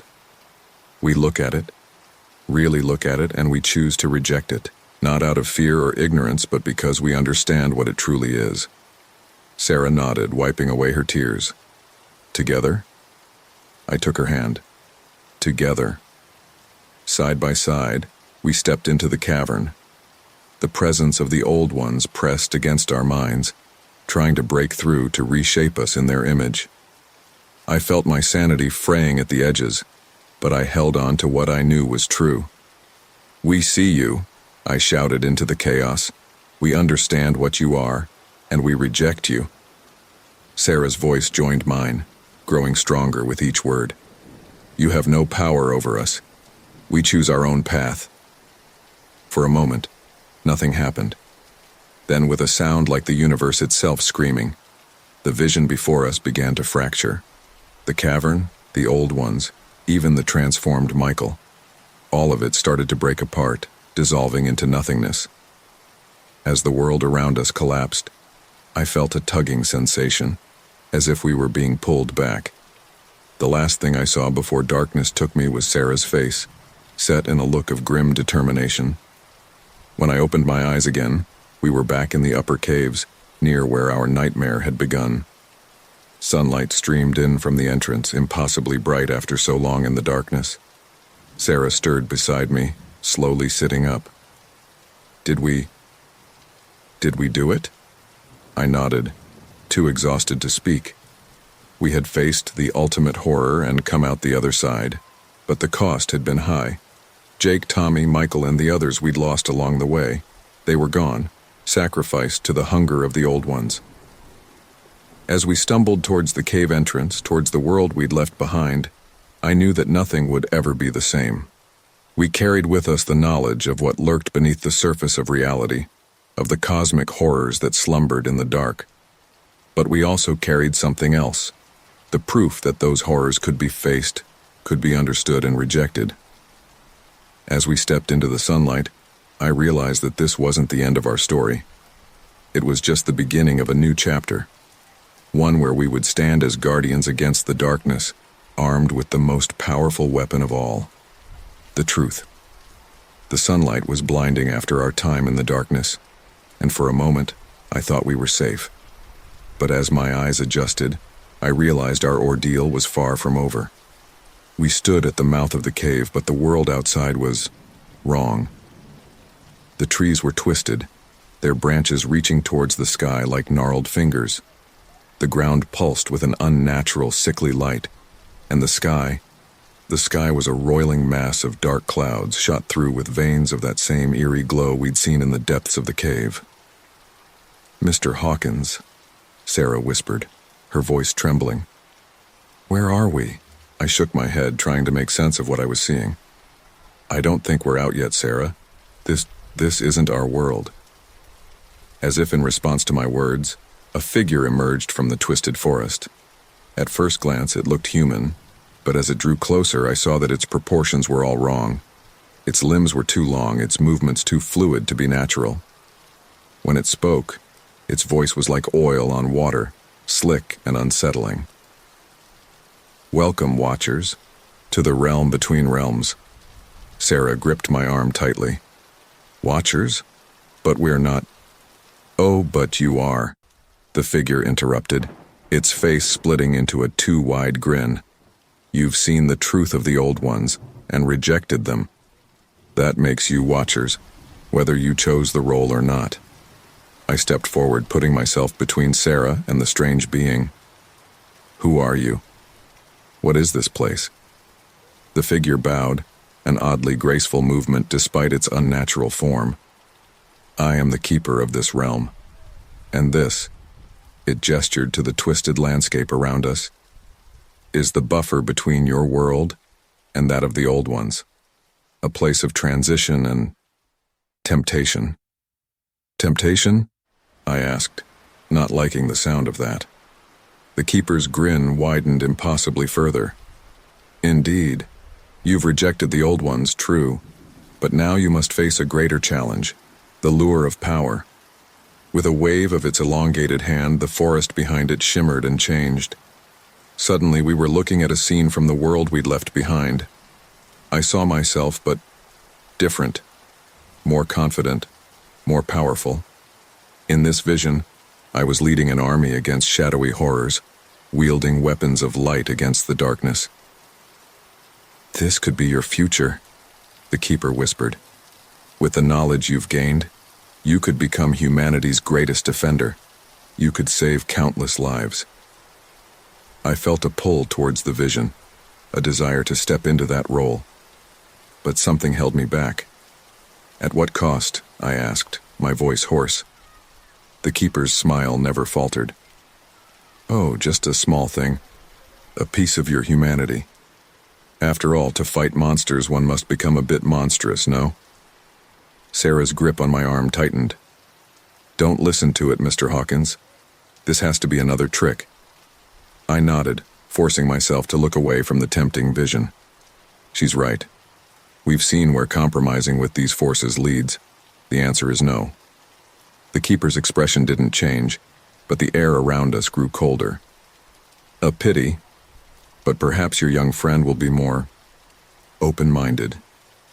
The scene shifted again, and this time it showed Sarah.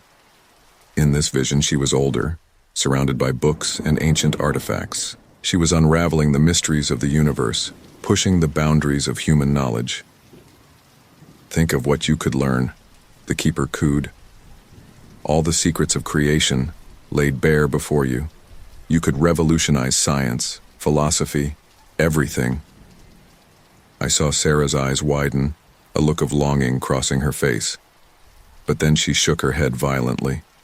"No. Knowledge at the cost of my soul isn't worth it." The keeper's smile finally faltered. "You're both proving quite resilient. But everyone has their breaking point. Let's see how you handle this." The forest around us melted away, replaced by a vast, dark chamber. In the center stood a familiar figure, Michael, still transformed by the influence of the old ones. But now he was surrounded by our lost friends and fellow scouts, all in various stages of transformation. "Michael!" Sarah cried out, taking a step forward before I could stop her. Michael turned towards us, his black eyes gleaming in the dim light. Join us, he said, his voice a chorus of whispers. We can be together again, a family. All you have to do is embrace the gift of the old ones. I felt tears stinging my eyes. Seeing Michael like this, seeing all of them, it was almost too much to bear. This isn't real, I said, more to myself than anyone else. It's another illusion. Is it? The keeper asked, suddenly beside us. Or is this the reality you've been denying? Your friends are gone, transformed, but you could join them. You could be together again forever. For a moment, I wavered. The thought of giving up, of letting go of the fear and responsibility, was tempting. But then I remembered the book we'd found, the truth it had revealed. No, I said, my voice growing stronger. This isn't what they would want. The real Michael, the real Jake and Tommy and all the others. They wouldn't want us to give in. Sarah nodded, tears streaming down her face but determination in her eyes. We won't dishonor their memory by becoming what they feared. The keeper's form seemed to flicker, its facade of humanity slipping. You're making a mistake. The old ones will awaken with or without you. Why suffer needlessly when you could be on the winning side? I stood tall, facing the keeper directly. Because some things are worth suffering for. Humanity, free will, the right to choose our own path. These are worth fighting for, no matter the cost. As I spoke, I felt something changing in the air around us. The oppressive atmosphere began to lift, the twisted landscape starting to fade. The keeper let out a howl of frustration, its form dissolving into a mass of writhing shadows. You haven't won, it shrieked. This is only the beginning. The old ones will rise, and when they do, you'll regret your choice. But its words were growing fainter, drowned out by a growing light that surrounded Sarah and me. I felt a tugging sensation, similar to what we'd experienced when leaving the cavern of the old ones. Mr. Hawkins? Sarah's voice was filled with a mix of fear and hope. What's happening? I took her hand, squeezing it reassuringly. I think we're going home. The light grew blinding, and I felt the world shift around us.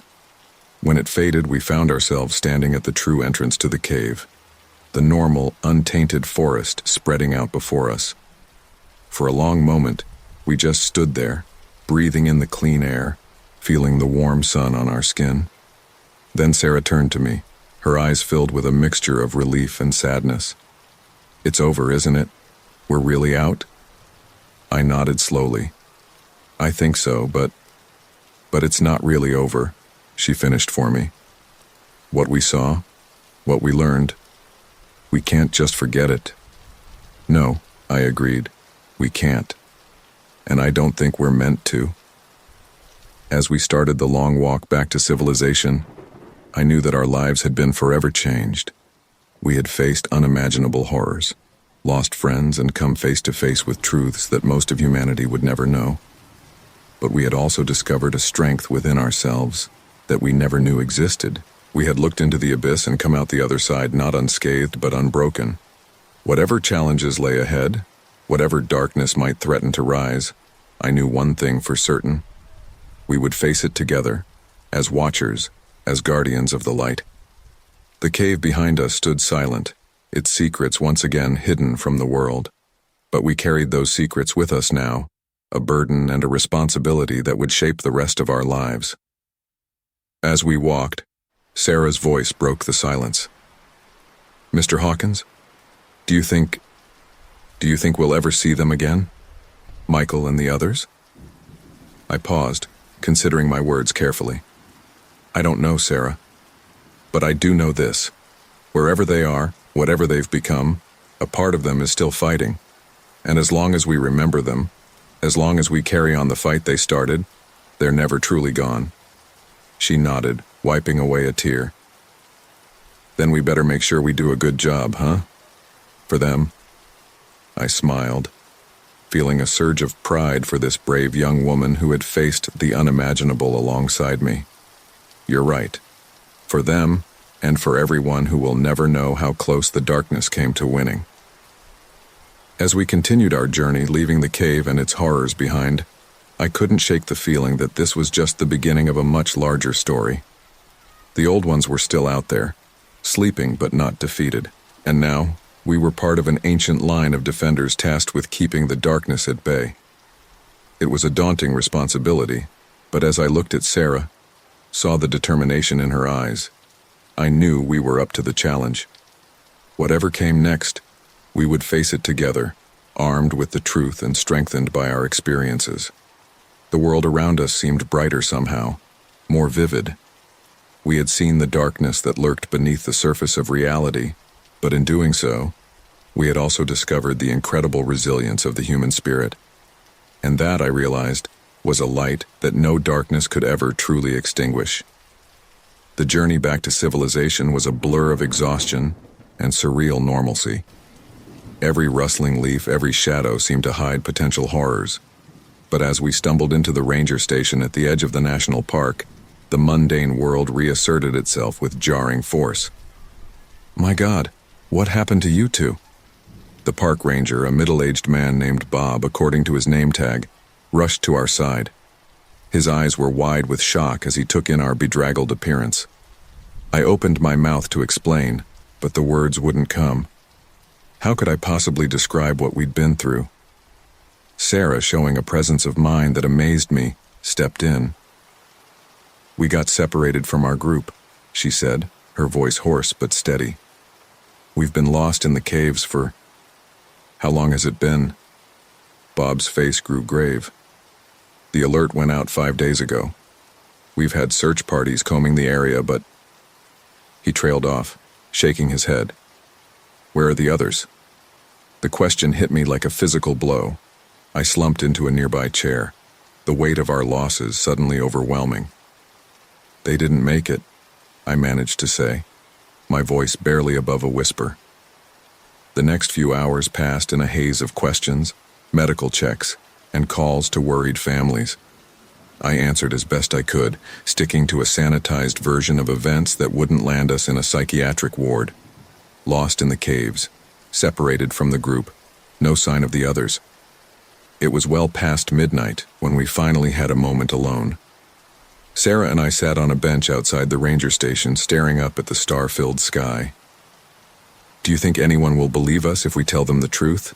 Sarah asked, breaking the long silence. I sighed, running a hand through my matted hair. "I don't know. Part of me hopes they won't. The things we saw. Maybe it's better if the world doesn't know." Sarah nodded slowly. "But if we don't tell anyone, how can we protect them? The old ones are still out there, aren't they?" Before I could answer, a sharp pain lanced through my head. I gasped, doubling over. "Mr. Hawkins!" Sarah cried out, grabbing my arm. "What's wrong?" The world around me faded, replaced by a vision of the cave. I saw the chamber where we'd confronted the old ones, but now it was different. The barriers we'd reinforced were cracking, tendrils of otherworldly energy seeping through. As quickly as it had come, the vision faded. I found myself back on the bench, Sarah's worried face peering into mine.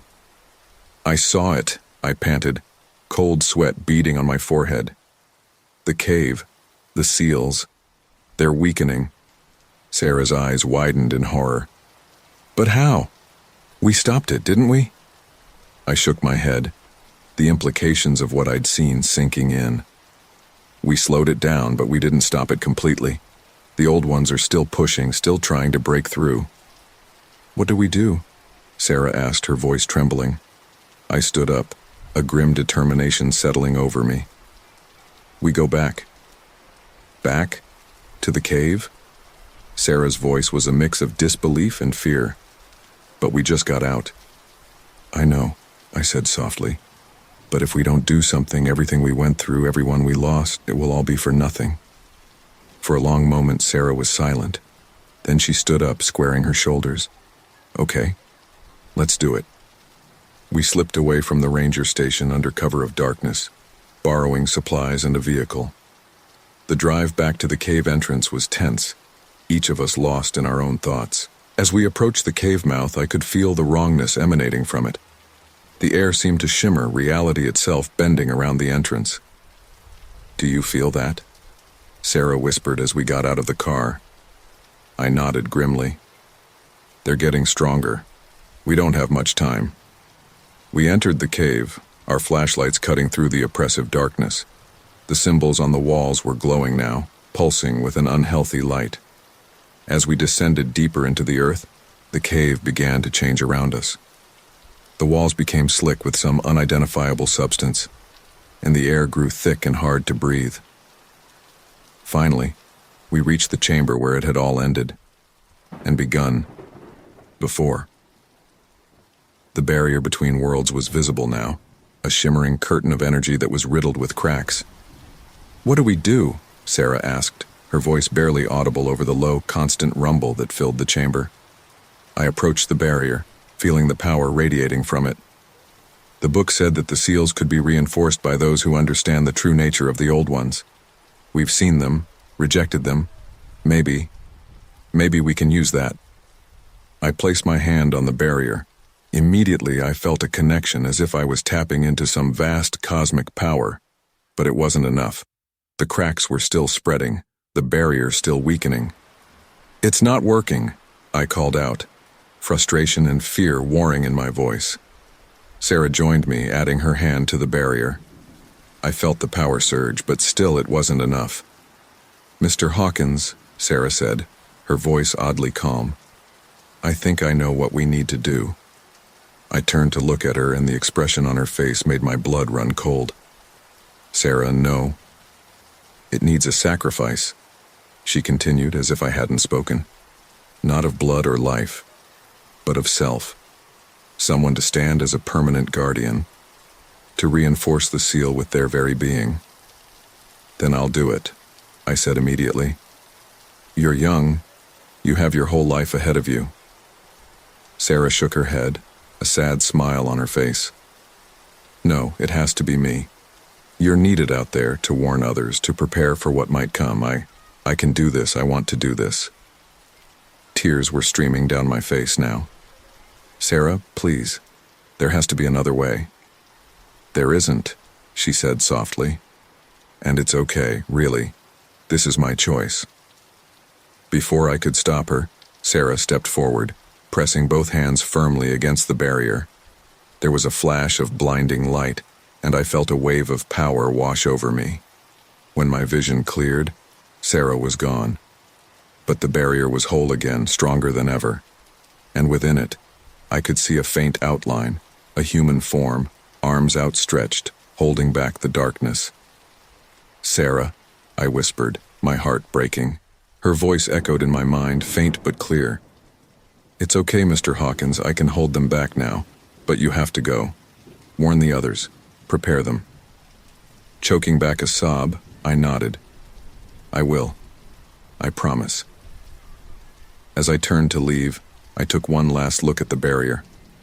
Sarah's form was barely visible now, but I could feel her presence, strong and unwavering. I made my way back through the cave, each step heavy with the weight of what had transpired. As I emerged into the sunlight, I knew that my life would never be the same.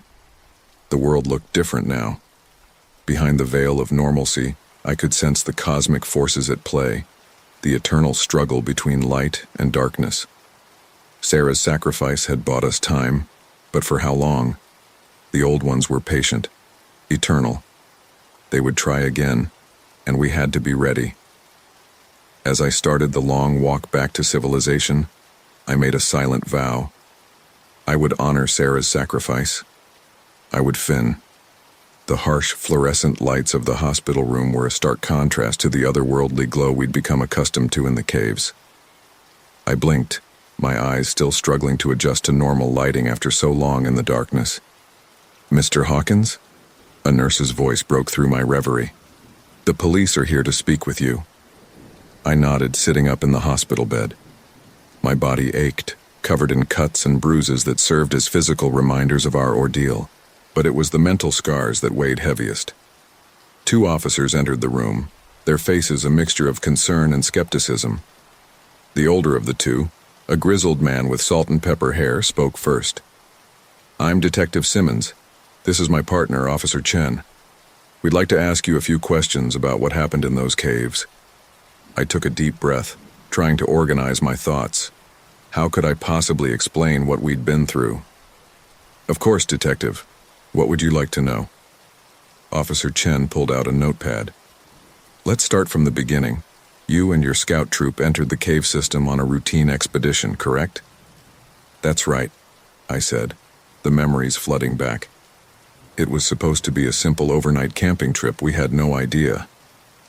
My voice trailed off as I remembered the moment we'd first discovered the hidden entrance, the start of our descent into horror. Detective Simmons leaned forward. No idea of what, Mr. Hawkins? What exactly did you find in those caves? I opened my mouth, then closed it again. How could I tell them about the old ones, the cosmic horrors that lurked beneath reality? About the transformations we'd witnessed, the battles we'd fought in realms beyond human comprehension? It's hard to explain. I finally managed. We got lost. The caves were bigger than we expected, and there were accidents. Officer Chen's pen paused over her notepad. Accidents? Mr. Hawkins, we found the bodies of several of your scouts. Those didn't look like accidents. A chill ran down my spine as I remembered Jake and Tommy, their bodies twisted and changed by the influence of the old ones. You don't understand, I said, my voice barely above a whisper. What happened down there? It wasn't natural. Detective Simmons exchanged a glance with his partner. Mr. Hawkins, we need you to be clear. Are you saying someone or something attacked your group? I closed my eyes, seeing again the writhing mass of tentacles and eyes that had nearly shattered our sanity. Yes, I said finally. We were attacked, but not by anything you'd understand. The detective's expression hardened. Try us. For the next hour, I did my best to explain what had happened, leaving out the most unbelievable parts. I told them about getting lost, about the strange symbols we'd found, about the accidents that had claimed some of our group. But I couldn't bring myself to mention the old ones, the Guardians, or the cosmic truths we'd uncovered. By the end, both officers looked frustrated and unconvinced.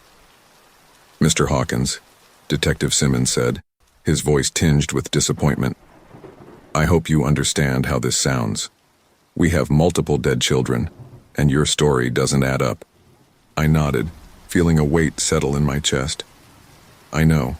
I wish I could explain it better, but there are things that happen down there that I can't put into words. Officer Chen closed her notepad with a sigh. We'll need to speak with Sarah as well. Perhaps she can shed some more light on this situation.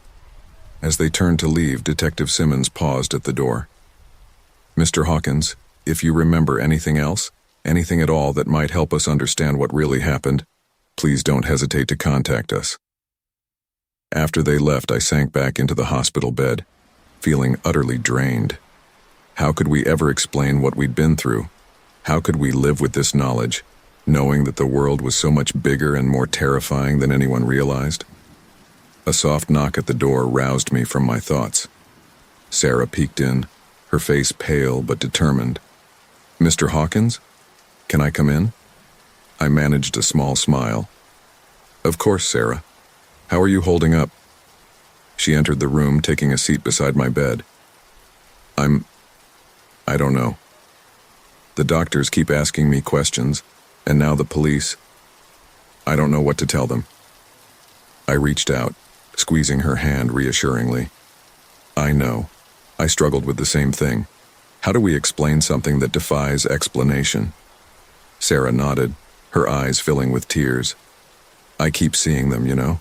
Michael, Jake, Tommy, all of them. In my dreams, they're calling to me, asking why we left them behind.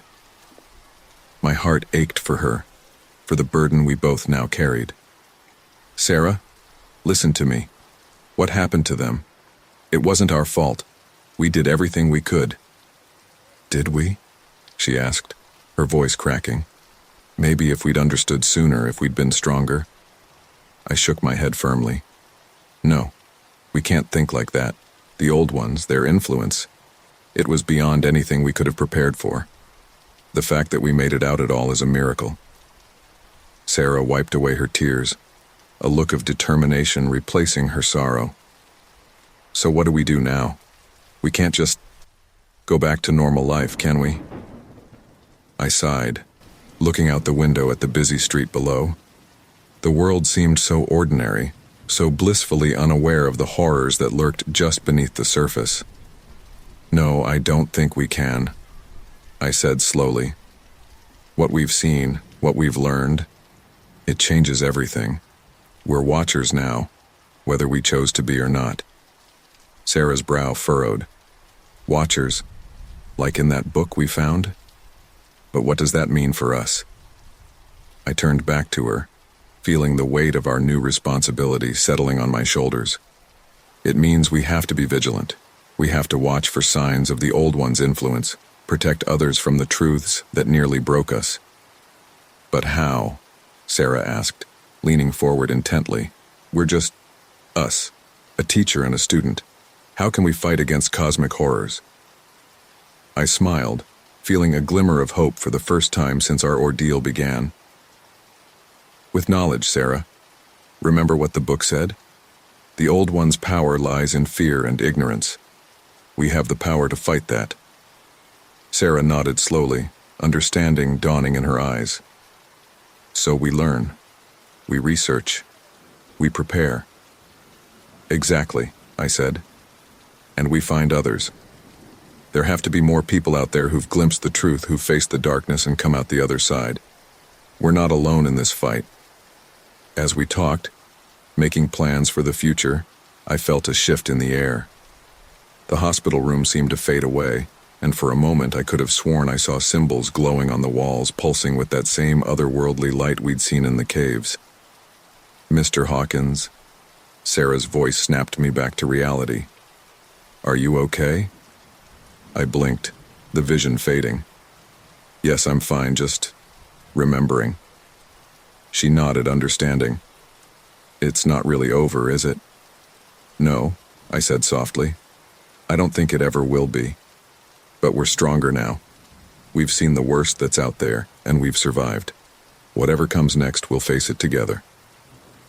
As Sarah left to return to her own room, I settled back in the bed, my mind racing with plans and possibilities.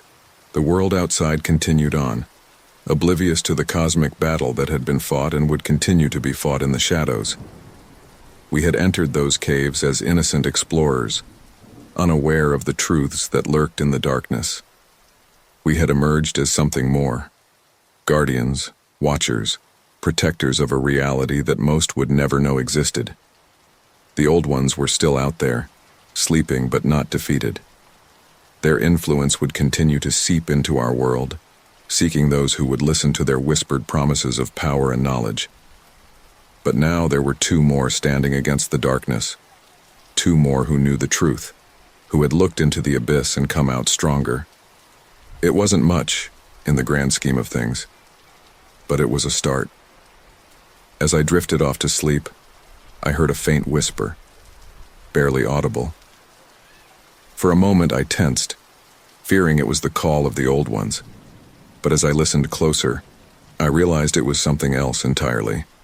It was the voice of the cave itself, of the earth that had witnessed our ordeal. Watch, it seemed to say. Remember. Prepare. I closed my eyes, embracing the darkness behind my eyelids without fear. Whatever nightmares might come, whatever challenges lay ahead, I knew we were ready. The story of the cave and the old ones was over, but our story, the story of the Watchers, was just beginning, and as the hospital fell quiet around me, I made a silent vow. We would watch, we would remember, and we would be prepared no matter what horrors the future might hold.